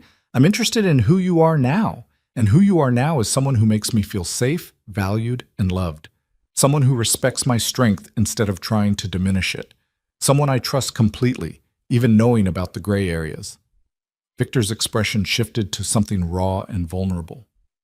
"You're sure?" "I'm sure." Elena reached across the table to take his hand. "But I need you to promise me something. Anything. If you're ever going to do something that might put me in legal jeopardy or moral compromise, you tell me first. Give me the choice to be involved or step back. Don't protect me by keeping me in the dark." "I can do that." Victor lifted her hand to his lips, kissing her knuckles with that gesture she'd come to recognize as his particular form of devotion. "You deserve honesty, even when it's uncomfortable." "Then we're good." Elena smiled, feeling lighter despite the weight of what they'd discussed. "Your past is your past. Our future is what matters." The relief that washed across Victor's face told Elena how much he'd been carrying, the fear that his history would drive her away, that she'd demand he be someone he wasn't. But Elena had learned long ago that people were complex, that moral absolutes rarely survived contact with reality, that the man someone became mattered more than who they'd been when they were desperate. They spent the rest of Sunday wrapped up in each other, making love, talking about everything and nothing, existing in the bubble of new love that made the outside world feel distant and unimportant. By the time Victor's driver took Elena home that evening, she felt fundamentally changed. No longer alone by choice, but partnered with someone who saw her completely and loved her anyway. Monday morning brought reality crashing back. Elena arrived at her office to find Marcus waiting with an expression that meant problems. "We have a situation," he said, without preamble. Gregory Hartwell filed a complaint with the club's board. He's claiming his membership termination was retaliatory and inappropriate, and he's demanding reinstatement plus a formal apology from you. Elena's blood ran cold. The board is considering this? They're meeting tomorrow to discuss it. Hartwell's brought 2 other members as character witnesses, and he's threatening legal action if his membership isn't reinstated. Marcus looked uncomfortable. "I thought you should know before the meeting." "Does Victor know?" "I informed him this morning. He said to tell you not to worry, that he'll handle it." Marcus paused. "But between us, Ms. Moore, some board members are concerned about the precedent. Hartwell's a significant donor, and losing him means losing funding for several charitable initiatives." Elena nodded, her mind already racing through scenarios. This was exactly what she'd feared when she confronted Hartwell, that standing up for herself would have professional consequences, that men like him could weaponize the systems designed to protect them. "Thank you for the warning, Marcus. I'll prepare a statement for the board meeting." She spent the rest of Monday documenting everything that had happened the night of the gala. Hartwell's unwanted touch, his demeaning language, the public nature of the confrontation. By evening, she had a clear professional account that left no room for misinterpretation. Victor called as she was leaving the office. "Have dinner with me. I need to prepare for tomorrow's board meeting, which is exactly why you should have dinner with me. You need to eat, and I need to see you." His voice softened. "Please, Elena, let me take care of you tonight." Elena felt the tension in her shoulders ease slightly. "Okay, your place or mine?" "Mine. I'll send the car in 30 minutes. By the time Elena arrived at Victor's penthouse, he had dinner laid out, takeout from Rose's restaurant because apparently Victor had called ahead. The familiar smell of marinara and fresh bread made Elena's eyes prick with emotion. This man knew exactly what she needed, comfort food in his presence, nothing fancy or complicated. "Tell me about the board meeting," Victor said once they were settled with food and wine. Elena walked him through Hartwell's complaint, the board's concerns, her prepared statement. Victor listened with absolute focus, asking occasional clarifying questions, but mostly letting her process out loud. "You're worried they'll side with him," he observed. "He's a significant donor. I'm replaceable staff who caused a scene." Elena pushed pasta around her plate. "From a business perspective, reinstating him makes sense. From a business perspective, keeping you makes more sense." Victor's voice carried steel beneath the calm. "You're brilliant at your job. You've implemented harassment policies that are already improving staff morale, and you stood up for yourself when you were disrespected. Any board that would sacrifice you to appease Hartwell is a board that doesn't understand value." "But, Elena." Victor reached across to still her restless hands. "I told you I protect what's mine. That includes protecting you from wealthy men who think their money makes them untouchable. Trust me to handle this." "How are you going to handle it?" "By reminding the board that I own controlling interest in the club, and my decision on Hartwell's membership is final." His expression hardened, and by making it very clear that any board member who votes to reinstate him will be finding new positions elsewhere. Elena felt a chill run down her spine. This was the ruthlessness Victor had warned her about. The willingness to use power absolutely when something he valued was threatened. Part of her wanted to argue that she could fight her own battles, but another part, the part that was tired of fighting alone, felt profound relief that someone was finally in her corner with the power to actually protect her. "That seems extreme," she said carefully. "Does it?" Victor's eyes blazed. "A man sexually harassed my employee and my partner. When called on it, he tried to use wealth and influence to avoid consequences. Now he's attempting to weaponize the board against you. And you think ensuring he faces permanent repercussions is extreme?" Put that way, Elena had to admit Victor had a point. What if the board resigns en masse rather than accepting your ultimatum? Then I'll find new board members who understand that integrity isn't negotiable. Victor pulled her into his lap, his arms coming around her with possessive certainty. You're mine, Elena. That means you get the full force of my protection, my resources, my absolute commitment to making sure people who hurt you regret it. If that makes me ruthless, I'll accept that label gladly. Elena buried her face in Victor's neck, breathing in his familiar scent. This was what it meant to be loved by Victor Romano. Total protection, absolute loyalty, the certainty that he would burn down anyone who threatened her. It should feel suffocating, but instead it felt like freedom. Freedom to stop fighting every battle alone. Freedom to let someone else be strong when she was tired of being strong. Thank you, she whispered against his skin. Always. He pressed a kiss to her temple. Now finish your dinner, then come to bed. You need rest before tomorrow's meeting. The board meeting took place at 10 o'clock Tuesday morning in the conference room adjacent to Victor's office. Elena arrived 15 minutes early, her statement printed and organized, her professional armor firmly in place. She'd dressed with care, a navy suit that spoke of authority, her hair pulled back severely, minimal jewelry.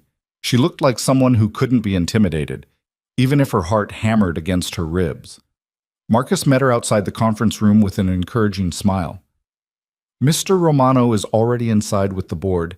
He asked me to bring you in at precisely 10. At exactly 10 o'clock, Marcus opened the conference room door. The scene that greeted Elena was not what she expected. 6 board members sat around the massive table, all men in expensive suits, all looking distinctly uncomfortable. Victor sat at the head of the table in his shirt sleeves, relaxed and utterly in control. And Gregory Hartwell sat at the far end, his face red with barely suppressed fury. "Ms. Moore," Victor said, his voice carrying that particular edge that meant he was done playing. "Thank you for joining us. Please, sit." He gestured to the chair beside his, the power position where board members would have to look at her to address Victor. Elena sat with deliberate poise, meeting Gregory Hartwell's glare with cool indifference. "Gentlemen," Victor continued, "we're here to address Mr. Hartwell's complaint regarding his membership termination.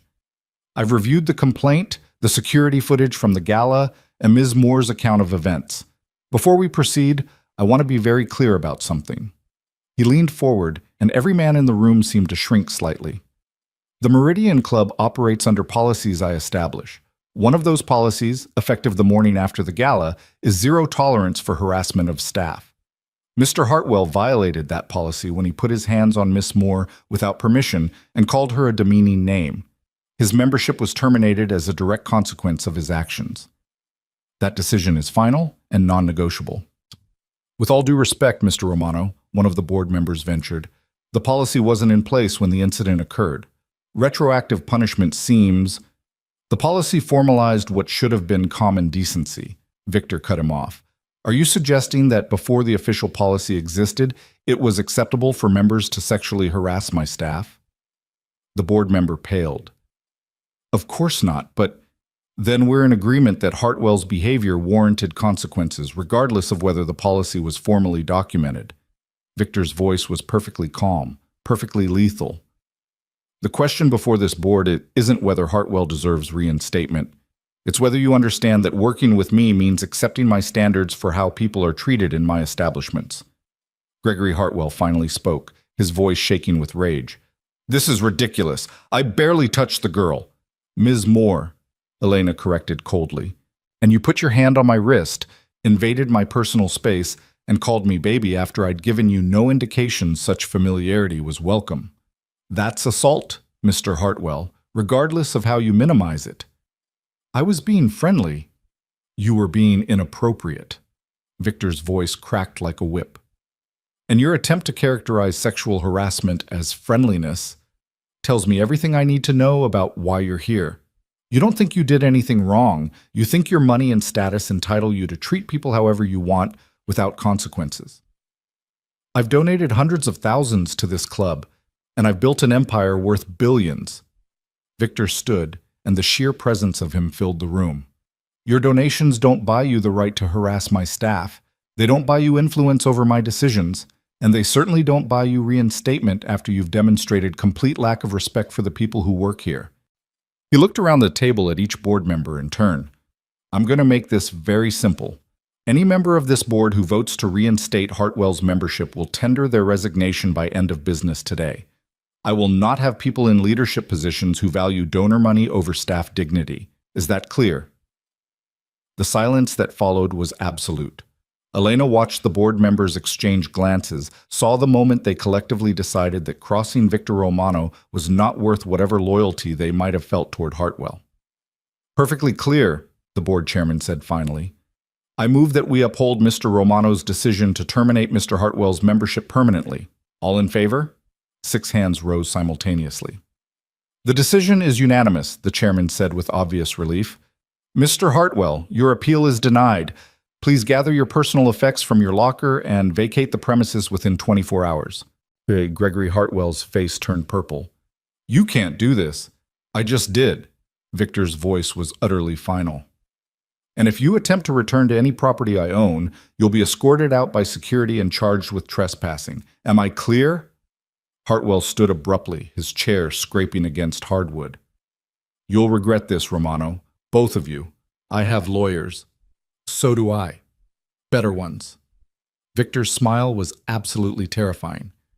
Feel free to pursue legal action.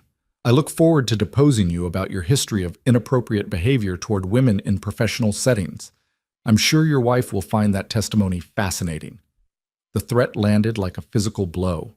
Hartwell went white, then red, then turned and stalked from the conference room without another word. The remaining board members sat frozen, clearly uncertain whether they'd just witnessed a victory or a preview of what happened when someone crossed Victor Romano. Gentlemen, Victor said, his voice returning to professional courtesy, thank you for your time. Miss Moore and I have work to discuss. You're dismissed. They filed out quickly, leaving Elena alone with Victor in the suddenly quiet conference room. She sat very still, processing what had just happened. Victor had destroyed Gregory Hartwell in less than 15 minutes, not with violence or threats, but with power wielded absolutely, and the willingness to sacrifice revenue for principle. You're upset, Victor observed, settling into the chair beside her. I'm overwhelmed. Elena turned to face him. You just risked your entire board resigning rather than compromise on my behalf. I risk nothing. Those men know their positions depend on my goodwill. They were never going to vote against me. His hand found hers, thumb tracing familiar patterns.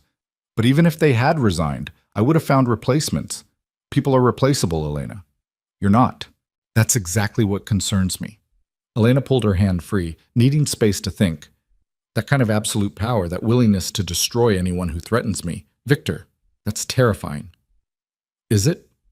He leaned back, studying her with those whiskey eyes. Or is it exactly what you needed?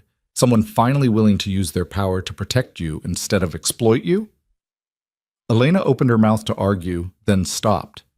Because he was right. How many times had she stood alone against men like Hartwell, armed with nothing but her competence and her boundaries? How many times had she wished someone with real power would intervene on her behalf instead of leaving her to fight alone? Victor had just done exactly that.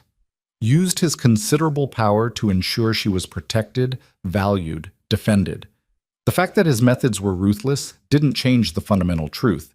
He'd kept his promise to protect what was his. I'm not used to this, Elena admitted quietly. To someone fighting for me instead of expecting me to fight for myself. I know. Victor pulled her into his lap, cradling her against his chest. But you're going to have to get used to it, because this is who I am, Elena. When someone threatens you, I eliminate the threat. When someone disrespects you, I ensure they face consequences. When someone tries to hurt you, professionally, personally, in any way, I make certain they regret it. That's a lot of intensity. You knew what you were choosing when you said you loved me. His arms tightened possessively. I told you I'm all in. I told you I protect what's mine. This is what that looks like in practice. Elena was quiet for a long moment, letting Victor's words sink in. He was right. She had known. From that first conversation in the service corridor, Victor had been clear about who he was and what loving him would mean. Absolute protection, unwavering loyalty. The full force of his power and resources dedicated to keeping her safe. It was overwhelming. It was intense. It was also exactly what Elena's heart had been craving without her conscious mind acknowledging it. "Okay," she said finally. "Okay, I can accept this. I can accept you being ruthless on my behalf. But Victor, yes? Don't lie to me about it. Don't soften it or hide it to protect me from who you are." She pulled back to meet his eyes directly. "If you're going to destroy someone for threatening me, tell me. Let me choose whether to be part of it or step back. But don't protect me from the truth." Victor's expression shifted to something raw and reverent. "You're extraordinary. Most people would ask me to be gentler, to hold back. You're asking me to be honest about my ruthlessness. Because the ruthlessness is part of who you are. And I love all of you, not just the parts that are easy." Elena cupped his face in her hands. "But I need honesty more than I need protection. Can you give me that?" "Always." He pressed a kiss to her palm. "Complete honesty, even when it's uncomfortable. I promise." They sat together in the quiet conference room, wrapped in each other, and Elena felt something fundamental settle into place. This was partnership. Not one person protecting the other, but two people choosing to face the world together with complete honesty about who they were and what they were capable of. Victor Romano was ruthless, powerful, and absolutely devoted to her protection. Elena Moore was competent, strong, and brave enough to love him anyway. Together, they were something formidable, and anyone foolish enough to threaten what they were building would learn exactly how dangerous that combination could be. The weeks that followed the board meeting settled into a rhythm that felt both exhilarating and terrifying in its intensity. Elena threw herself into her new role with the competence Victor had recognized from the beginning, implementing the harassment policies across all 4 properties and building teams that reflected her commitment to excellence. The work was challenging and satisfying in ways her previous position had never been. But it was the nights that transformed her. Victor courted her with the same absolute focus he brought to everything else. Dinners at Rose's interspersed with cultural events he thought she'd enjoy, long conversations that stretched into the early morning hours, weekends spent exploring the city or simply existing together in comfortable silence. He learned that she loved old movies and jazz music, that she had a weakness for French pastries, that she'd always wanted to learn Italian but never had time. Within a month, Elena had a standing appointment with an Italian tutor Victor had somehow found, a grandmother from Naples who came to his penthouse twice a week and taught Elena while feeding her homemade biscotti. Within 6 weeks, Victor had surprised her with a vintage poster from Casablanca, professionally framed and hung in her apartment while she was at work. Within 2 months, he'd taken her to a private jazz performance at a club in the village where the musicians knew him by name and played her favorite songs without being asked. The man was relentless in his devotion, and Elena found herself falling deeper with each carefully observed preference, each thoughtful gesture that proved he paid attention to everything she said. But it wasn't just the courtship that deepened their connection. It was the way Victor integrated Elena into every aspect of his life with deliberate intention. He brought her to business meetings and asked her opinion, valuing her insights. He introduced her to his lawyers, his accountants, his key advisors as his partner, making it clear she had standing to know everything about his empire. He shared the parts of himself he kept hidden from everyone else, his fears about never being enough, his grief over his mother, his careful navigation between the world he'd come from and the world he'd built. And Elena matched him, vulnerability for vulnerability. She told him about the night she'd gone to bed hungry as a child because her mother forgot to buy groceries, about putting herself through college on scholarships and spite, determined to build something her absent father could never take credit for, about the careful walls she'd constructed around her heart, and how terrifying it was to let Victor dismantle them brick by brick. They were building something that felt permanent, foundational, something that would either last forever or destroy them both when it ended. Elena tried not to think about the second possibility. 3 months into their relationship, Victor asked her to move in with him.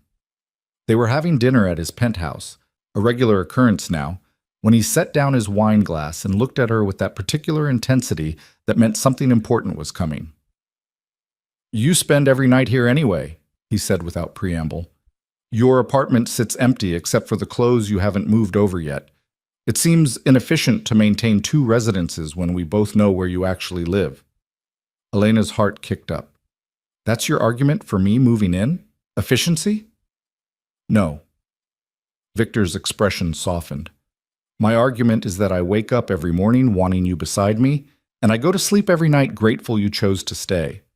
My argument is that this penthouse became a home the moment you started leaving your books on my coffee table and your shoes by the door. My argument is that I love you, and I want to make this official, not just emotionally, but practically. He reached across the table to take her hand, his thumb tracing the familiar pattern that had become his particular gesture of devotion. Move in with me, Elena. Not because it's efficient, but because building a life together means sharing space and routines and all the small domestic details that turn a relationship into a partnership. Let me come home to you every night. Let me wake up with you every morning. Let me prove that the intensity I offer isn't going to consume you. It's going to sustain you. Elena felt tears prick her eyes. 3 months ago, she'd been alone by choice, protected by careful boundaries and professional distance. Now she sat across from a man who wanted to build a life with her, who saw her completely and loved her anyway, who offered partnership instead of ownership. Okay, she whispered.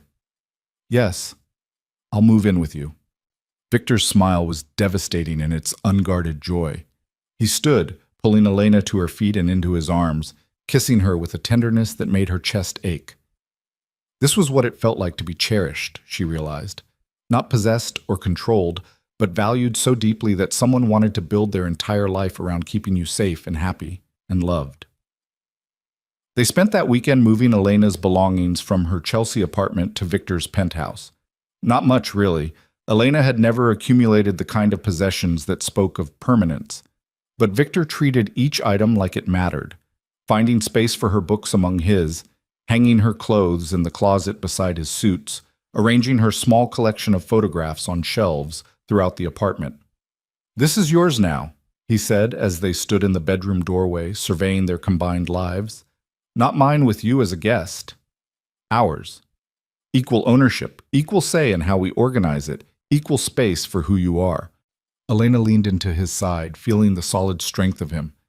You're good at this, at making someone feel like they belong. I've had practice wanting it. Victor pressed a kiss to her temple. My whole childhood was temporary housing, temporary stability, waiting for the next crisis. When I finally had money, I built spaces that felt permanent, but they were empty until you make this feel like home instead of just an expensive place to sleep.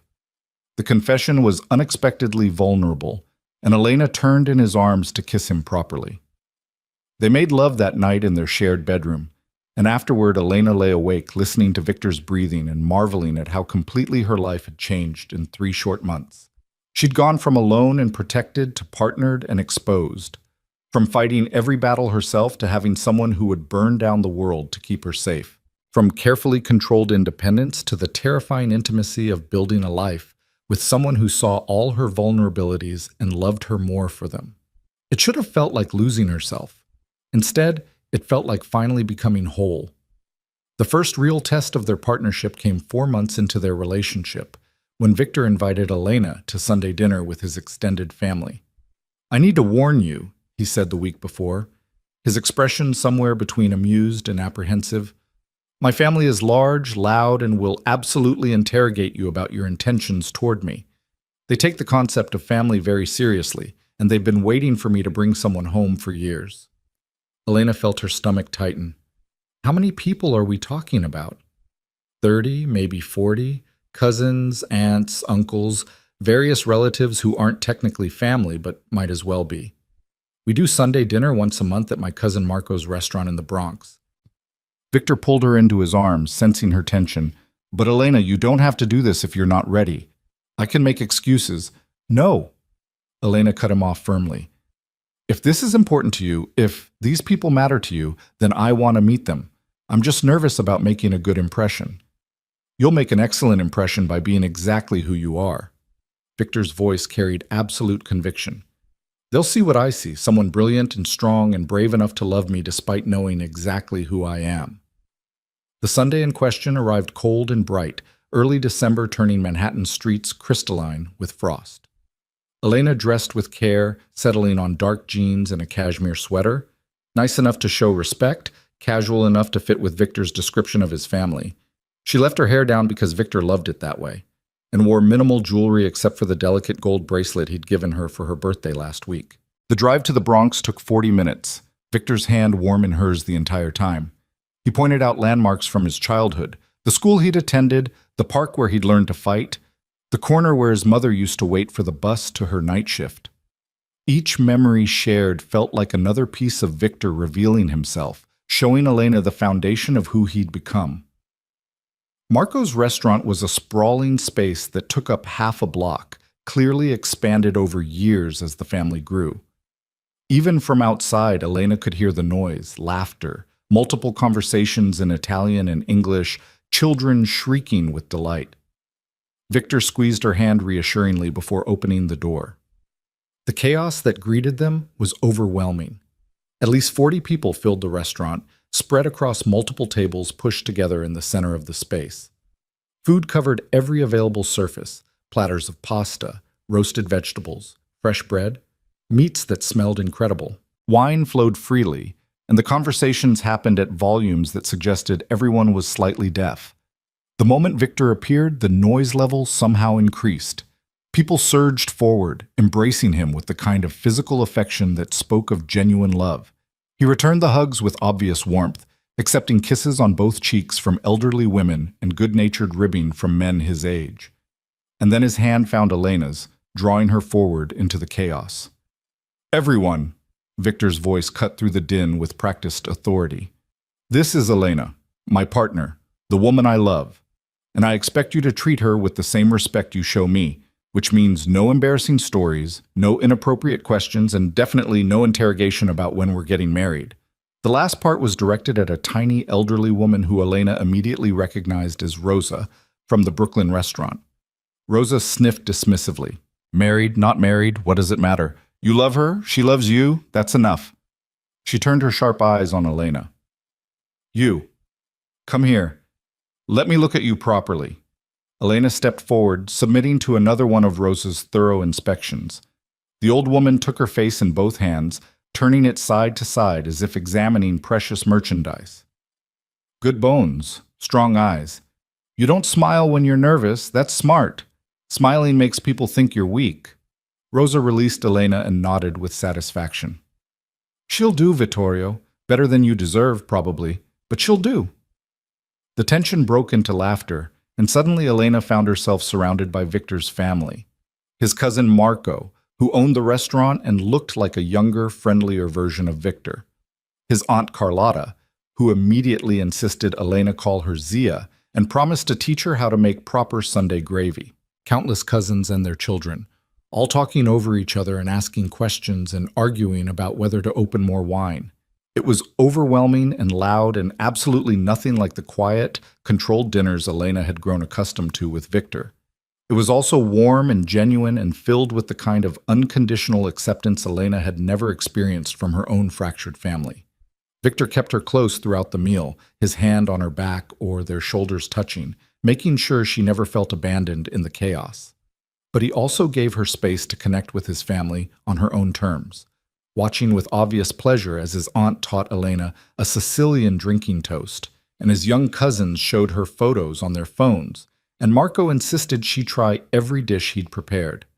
Halfway through dinner, Rosa appeared at Elena's elbow with 2 glasses of limoncello. "Walk with me," the old woman commanded. "I want to talk to you without all these loud people interrupting." Elena glanced at Victor, who nodded encouragingly. She followed Rosa through the restaurant to a small back patio that overlooked a garden, somehow still maintained despite the December cold. "You know what Vittorio does," Rosa said without preamble. "The businesses he runs, the people he knows, the world he came from, and the world he built. Yes?" "Yes," Elena said carefully. "He's been honest with me about his past." "Good. Honesty is important." Rosa handed Elena one of the limoncello glasses. "I knew his mother, Maria. She was my friend. We worked together cleaning hotels when we first came to America.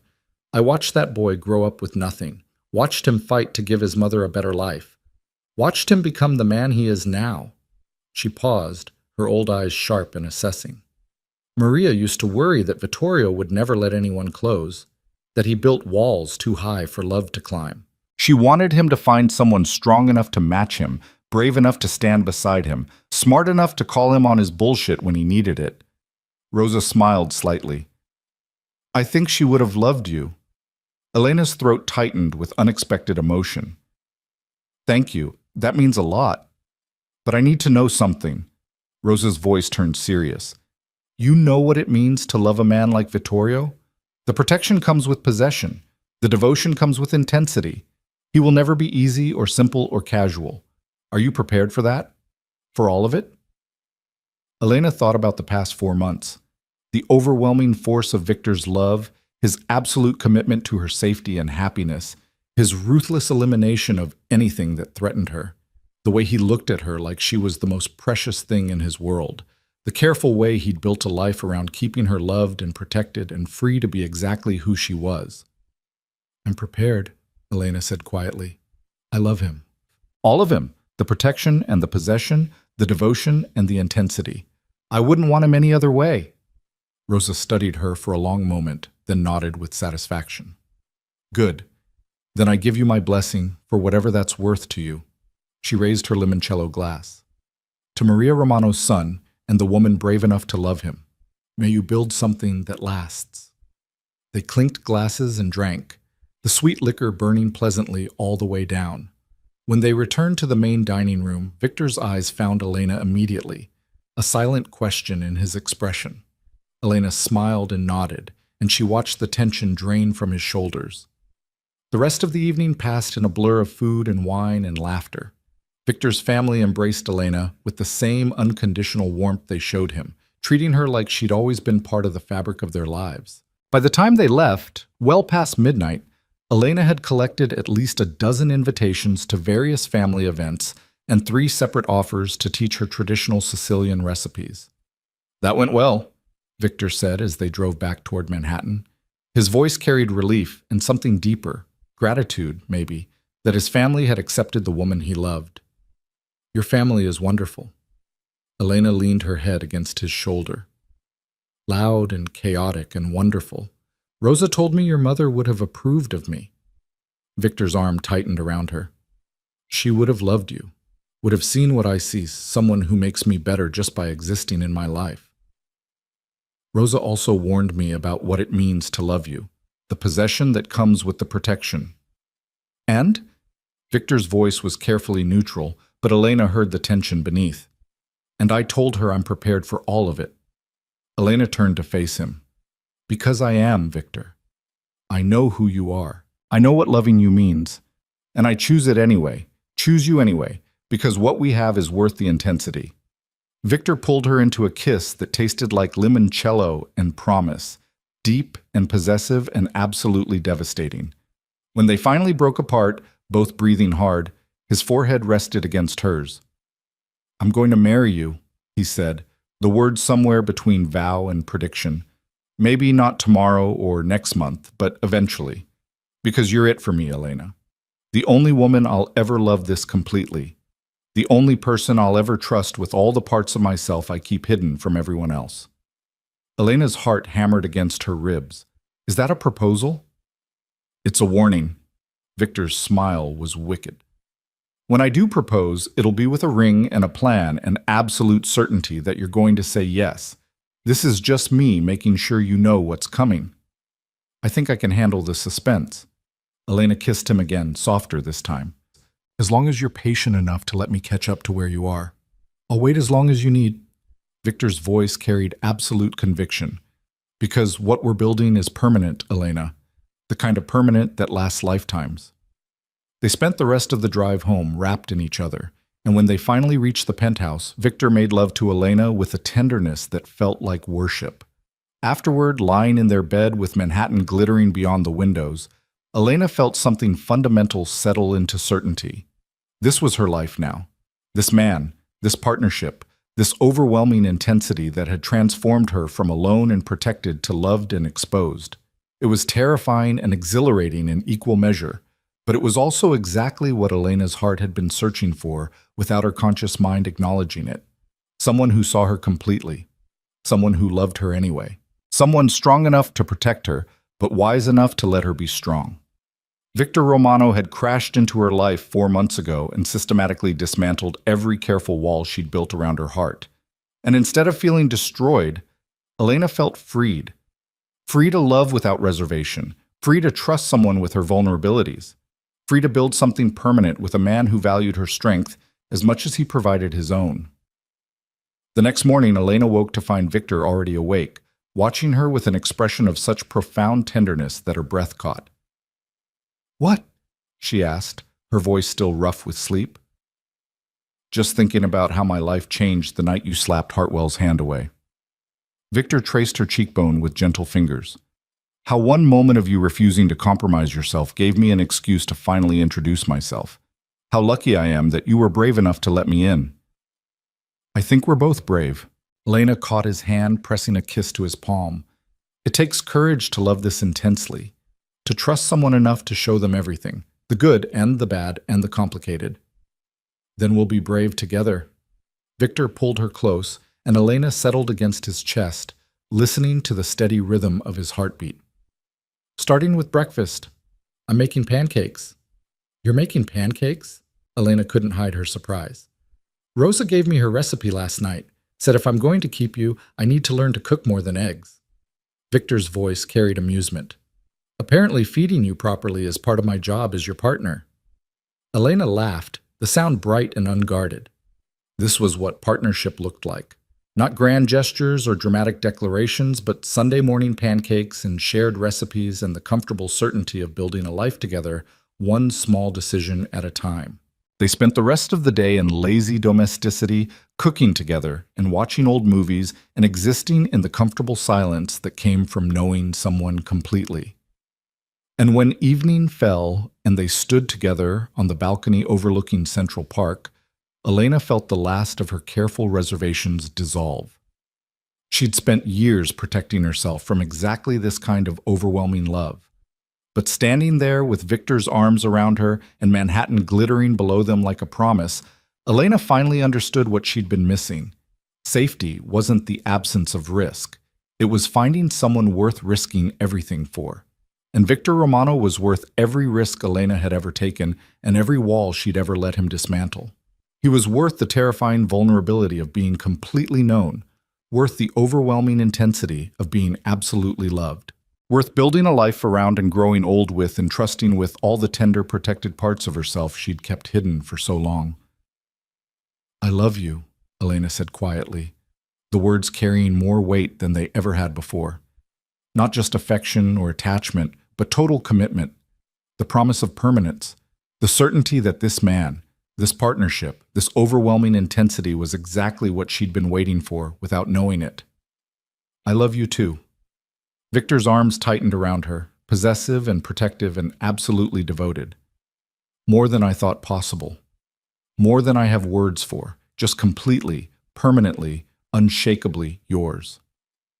They stood together as the sun set over Manhattan, two people who'd found in each other what they'd been missing without knowing it was missing.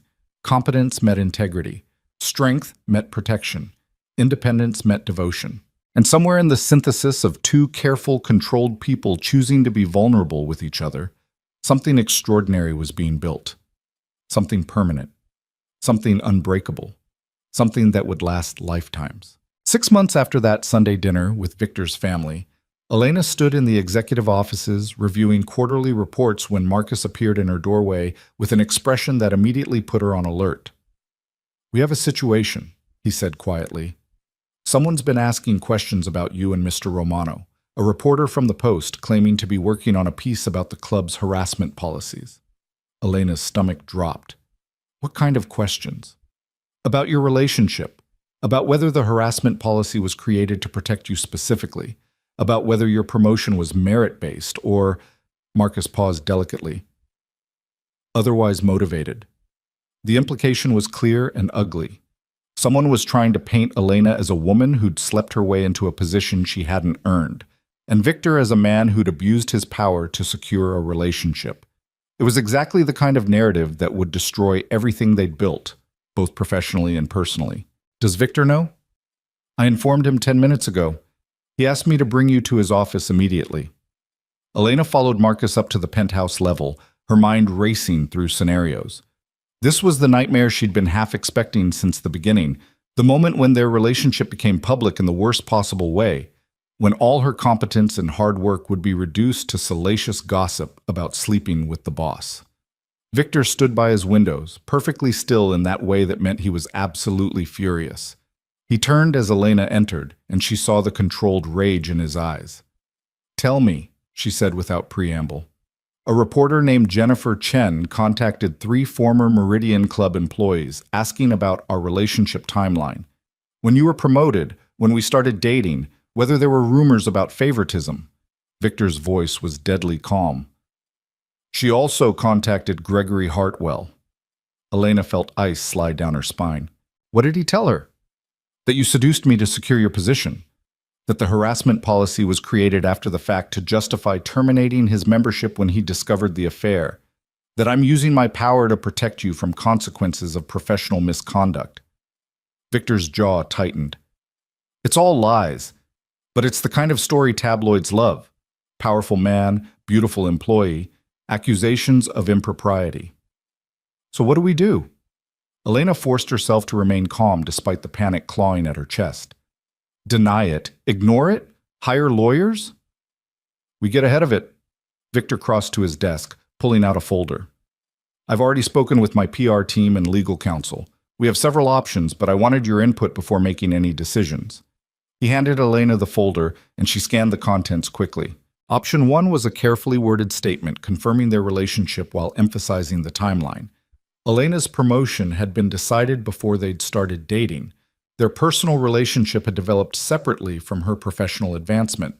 Option 2 was more aggressive, threatening legal action against the Post for defamation if they published unverified accusations.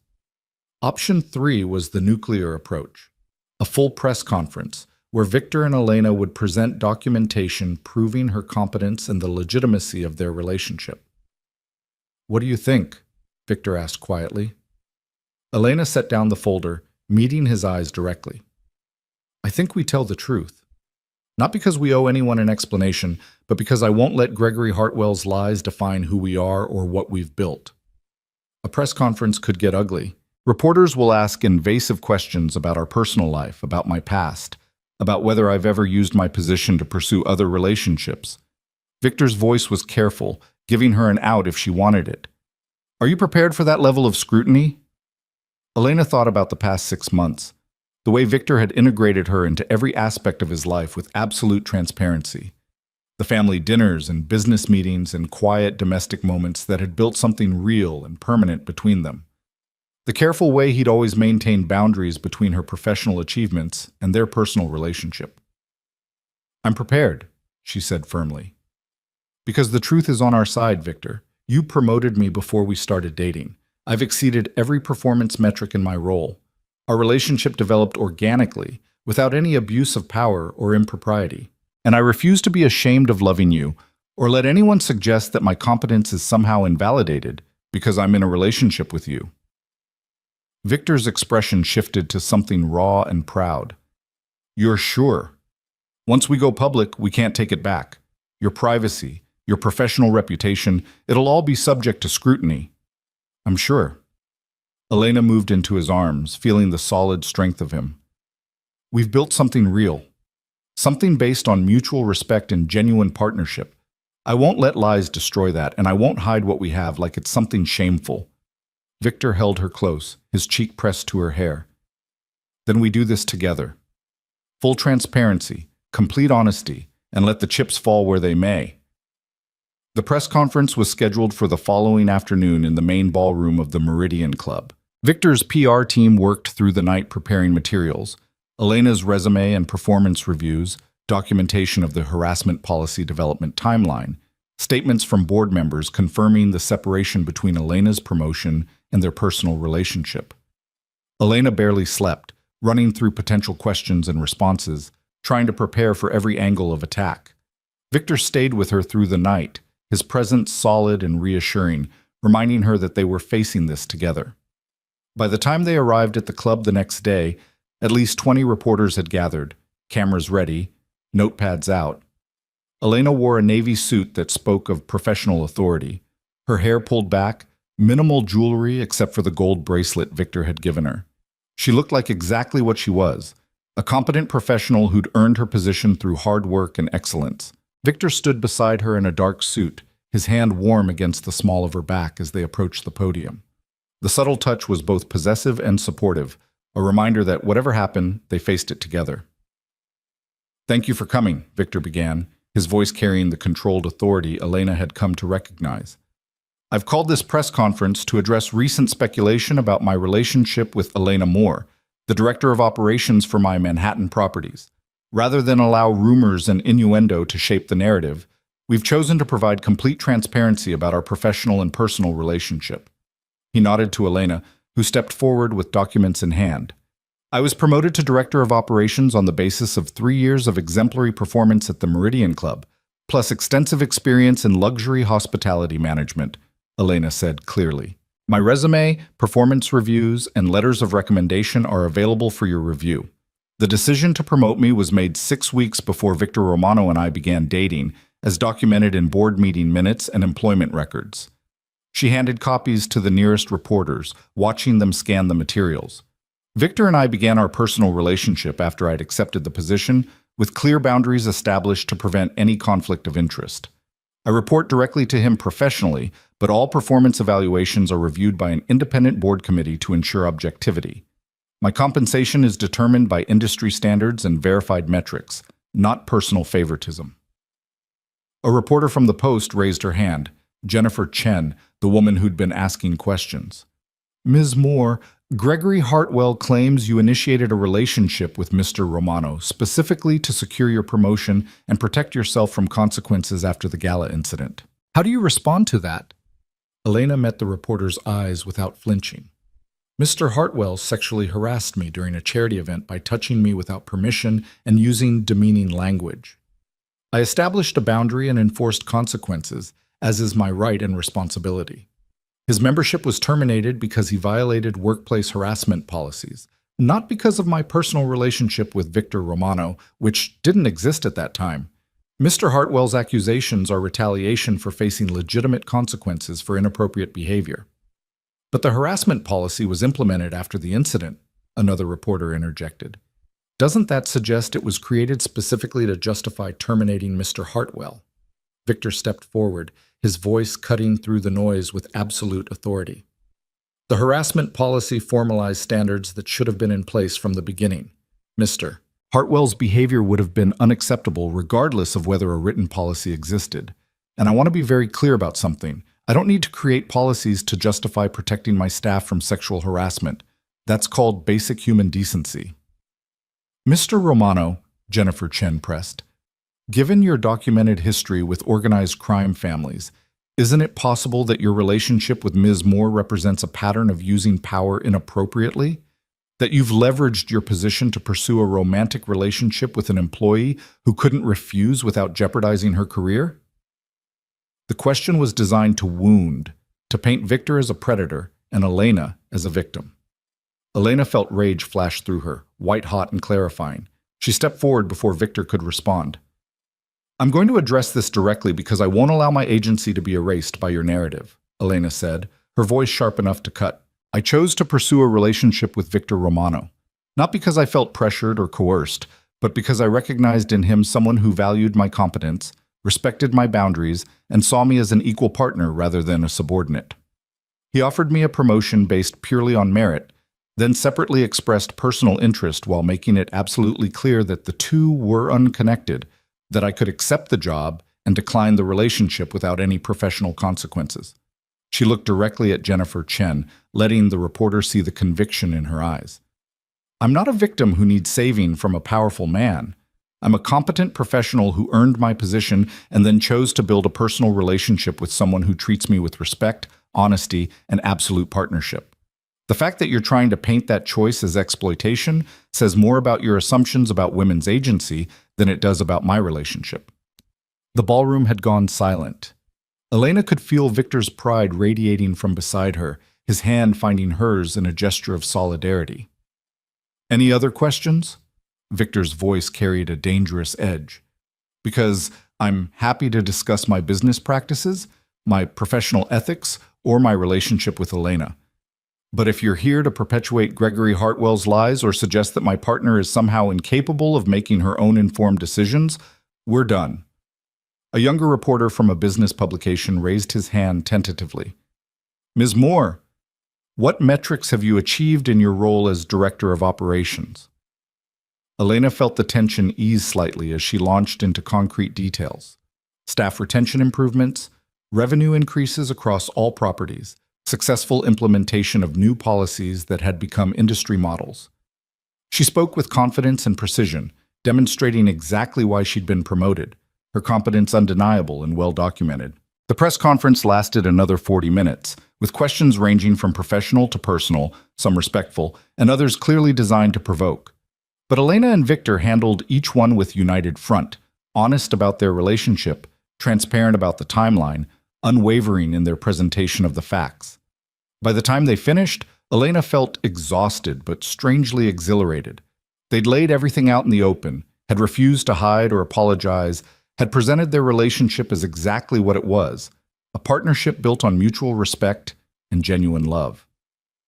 The media coverage over the next few days was mixed. Some outlets focused on the romance angle, painting them as a modern fairy tale of boss and employee turned partners.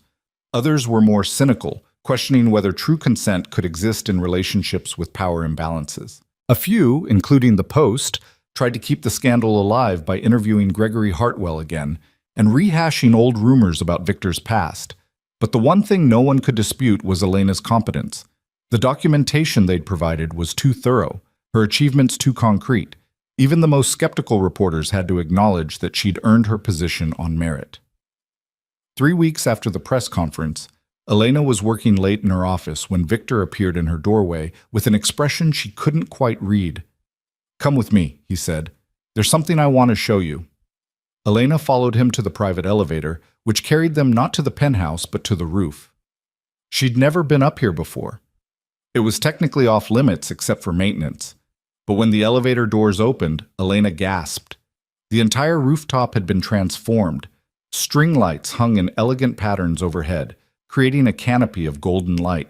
A table was set for two with Rosa's distinctive red-checkered tablecloth, candles flickering in the Manhattan breeze. And everywhere, absolutely everywhere, were flowers. Roses and peonies and lilies, creating a garden in the sky. "Victor," Elena breathed, "what is this?" "This is me finally doing what I've wanted to do since the day you moved in with me." Victor took her hand, leading her to the center of the rooftop garden. "This is me making good on the warning I gave you 6 months ago." He dropped to one knee and Elena's breath stopped completely. "Elena Moore, you walked into my life and systematically destroyed every careful wall I'd built around my heart. You challenged me, matched me, refused to be anything other than exactly who you are, brilliant and strong and brave enough to love someone like me." Victor's voice was rough with emotion. "You've made me better, made my life meaningful in ways I didn't know were possible. Made me understand that real power isn't about control. It's about partnership with someone strong enough to stand beside you as an equal." He pulled out a small velvet box, opening it to reveal a ring that caught the candlelight and threw it back in prismatic brilliance. The center stone was a deep red ruby surrounded by diamonds, unusual, distinctive, absolutely perfect. "I'm asking you to marry me, to build a life with me permanently and officially, to let me spend the rest of my life protecting you, cherishing you, and being constantly amazed by your strength." Victor's eyes held hers with absolute intensity. "I'm all in, Elena, completely, permanently, unshakably yours. The question is whether you're ready to be all in with me." Elena felt tears streaming down her face, her heart so full it felt like it might burst. 6 months ago, she'd been alone by choice, protected by careful boundaries and professional distance. Now she stood on a rooftop garden with a man who'd proven every day that his intensity wasn't consumption but devotion, that his protection came without possession, that his love meant partnership rather than ownership. "Yes," she whispered. "Yes, I'll marry you. I'm all in too, completely, permanently, unshakably in love with you." Victor's smile was absolutely devastating as he slid the ring onto her finger. Then he stood, pulling Elena into his arms and kissing her with a passion that made the world disappear. When they finally broke apart, both breathing hard, his forehead rested against hers. "The ruby is from my mother's jewelry," he said quietly. "The only piece she kept through all the hard years because it reminded her of home. She told me to give it to someone who understood that real wealth has nothing to do with money. Someone who valued integrity over comfort. Someone strong enough to build something permanent." Elena looked down at the ring through tear-blurred eyes, overwhelmed by the significance of the gift. "She would have loved you seeing me this happy. Seeing you this happy." "She would have loved you," Victor corrected, "for exactly the same reasons I do." They had dinner under the string lights, Rosa's food somehow transported to the rooftop, along with wine from Victor's private collection. They talked about wedding plans and the future, and all the small details of building a life together. And when Manhattan's lights twinkled below them like a celebration, Elena felt the last piece of her careful control surrender to the overwhelming rightness of this choice. She was going to marry Victor Romano, was going to build a permanent life with a man who'd proven every day that intensity and devotion could coexist with respect and partnership, was going to trust him with all the vulnerable, protected parts of herself and know they were safe. The wedding happened 3 months later, in early spring when Central Park was alive with new growth. Elena had initially suggested something small and private, but Victor's family had other ideas.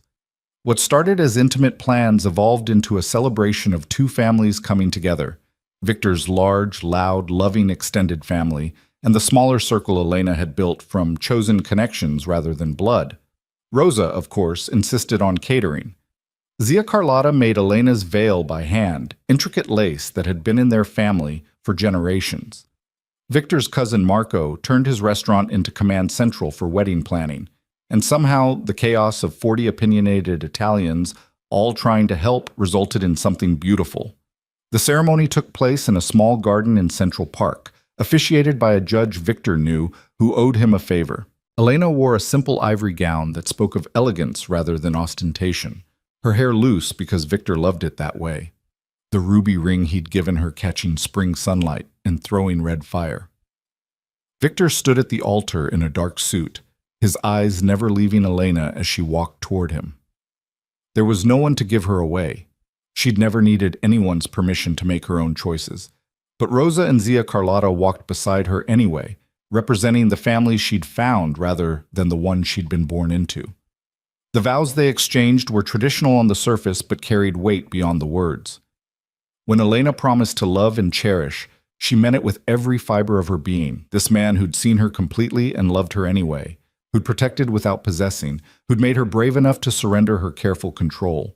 When Victor promised to honor and respect, his voice carried absolute conviction. This woman who'd matched his intensity, challenged his assumptions, made him understand that real partnership meant celebrating strength rather than trying to contain it. The kiss they shared when the judge pronounced them married was deep and possessive and absolutely perfect, Victor's hand cradling Elena's face with devastating gentleness while his other arm held her close. When they finally broke apart, the garden erupted in cheers and applause, Victor's family celebrating with characteristic exuberance. The reception that followed was exactly what Elena should have expected: loud, joyful chaos at Marco's restaurant, with food that never stopped coming and wine that flowed freely and dancing that lasted into the early morning hours. Elena was pulled into a dozen different conversations, embraced by Victor's aunts, taught traditional dances by his cousins, welcomed into the family with an unconditional warmth that made her chest ache. But the moment that mattered most came late in the evening, when Victor pulled Elena onto the dance floor for a slow song while their families watched with knowing smiles. "How are you holding up, Mrs. Romano?" Victor's voice was warm with amusement and satisfaction. Elena smiled against his shoulder. "Overwhelmed, exhausted, completely happy. You?" "Grateful." He pulled back slightly to look at her, his expression so tender it made Elena's breath catch. "Grateful that you slapped Hartwell's hand away and gave me an excuse to introduce myself. Grateful that you were brave enough to let me in. Grateful that you chose to build this life with me, even knowing exactly how intense and complicated it would be." "I'd choose you again," Elena said softly. "Every time, in every lifetime." You're worth the intensity, Victor, worth the vulnerability, worth every risk I took to let you past my walls. Victor's kiss was gentle this time, reverent, a promise of all the years ahead. When the song ended and their families applauded, Elena felt something settle deep in her bones, the certainty that this was exactly where she belonged. The months that followed their wedding were a masterclass in partnership. Elena continued excelling in her role as director of operations, her competence now undeniable to even the most skeptical observers. The press had moved on to other scandals, and Gregory Hartwell had faded into irrelevance after his own wife filed for divorce, citing a pattern of inappropriate behavior. Victor expanded his business empire with Elena's input, valuing her strategic insights and trusting her judgment in ways that made her feel genuinely valued. They navigated the complexities of working together and living together with the same honest communication that had defined their relationship from the beginning. There were challenges, of course, moments when Victor's protective instincts clashed with Elena's need for independence, times when Elena's careful control frustrated Victor's desire for emotional openness. But they learned to navigate these conflicts with mutual respect and genuine effort to understand each other's perspective. 1 year after their wedding, Elena stood in the same ballroom where she'd first confronted Gregory Hartwell and felt the full circle of transformation. She was hosting the annual Sinclair Foundation Gala again, but this time as Victor's wife, as a woman who'd proven her competence beyond doubt, as someone who'd learned that strength and vulnerability could coexist. Victor appeared at her elbow midway through the evening, his hand finding its familiar place at the small of her back. "Everything perfect?" he asked. "Everything's perfect," Elena confirmed. "The new harassment policy is working beautifully. We haven't had a single incident in over a year. Staff morale is the highest it's been since we started tracking it, and the event is running exactly on schedule." "I wasn't asking about the event." Victor turned her to face him, his eyes warm with affection. "I was asking about you." Elena felt her heart swell with love for this man who saw past professional excellence to the person beneath, who cared more about her happiness than any business outcome. "I'm perfect too," she said softly. "Happy, fulfilled, loved. Everything I didn't know I was missing until you crashed into my life and refused to let me hide." "Good." Victor pressed a kiss to her forehead. "Because you deserve to be happy. Deserve to be loved exactly as you are. Brilliant and strong and brave enough to take a chance on someone like me." They stood together in the glittering ballroom, surrounded by Manhattan's elite, and Elena marveled at how completely her life had changed. 2 years ago, she'd been alone by choice, protected by careful walls and professional distance. Now she stood as Victor Romano's wife and partner, someone who'd learned that the most terrifying thing, surrendering control to someone who'd proven worthy of trust, was also the most freeing. She'd built a life of extraordinary success. Not just professionally, though her career had flourished beyond her wildest expectations, but personally. She'd found someone who saw her completely and loved her anyway, who protected without possessing, who celebrated her strength rather than trying to diminish it. Victor Romano had warned her from the beginning that his intensity could be overwhelming, but what Elena discovered was that his intensity matched her own in ways she'd never acknowledged. She wasn't gentle or casual about the things she cared about either. She was focused and driven and absolutely committed to excellence in everything she touched. Finding someone who matched that intensity, who understood it and honored it rather than being threatened by it, had transformed Elena in ways she was still discovering. She was softer now in some ways, more willing to be vulnerable and ask for help. But she was also stronger, fortified by the certainty that she had a partner who would stand beside her through anything. As the gala wound down and guests began their elegant departures, Elena and Victor stood together on the balcony overlooking Fifth Avenue. The spring night was warm, and Manhattan glittered below them like a promise kept. "What are you thinking?" Victor asked, pulling Elena close. "That I'm grateful," she said honestly. "Grateful for that night when everything changed. Grateful that you were watching. Grateful that you gave me the space to choose you freely. Grateful for all of it, the intensity and the partnership and the life we've built." "I'm the grateful one." Victor's voice was rough with emotion.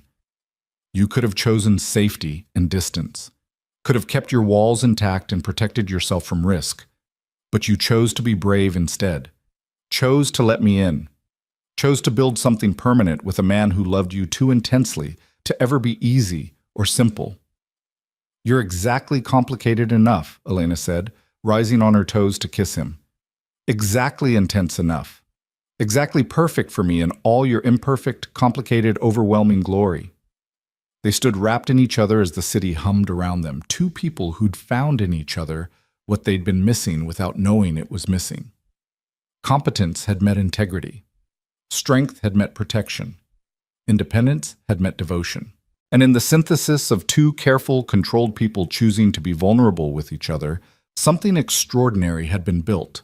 Something permanent, something unbreakable, something that would last lifetimes. Elena Moore, now Elena Romano, had learned that power wasn't about control or protection or maintaining careful distance.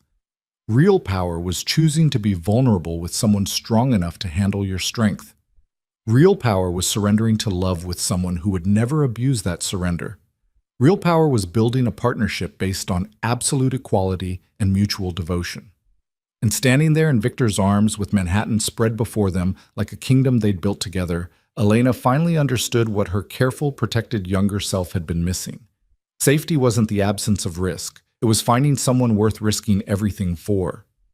Victor Romano had been worth every risk, worth every wall she'd dismantled, worth every moment of vulnerability and exposure and terrifying intimacy. He was worth the intensity that could have consumed her but instead had freed her. And Elena would spend the rest of her life grateful that she'd been brave enough to choose him, to let him choose her back, and to build something permanent from the ashes of her careful control. This was what happily ever after looked like. Not perfect or simple, but real and permanent and built on the foundation of two people choosing each other every single day. Choosing partnership over independence. Choosing vulnerability over protection. Choosing love fierce enough to last lifetimes. Elena rested her head against Victor's chest, listening to the steady beat of his heart, and smiled into the Manhattan night. She'd found her equal, her partner, her home, and she would never, ever let him go.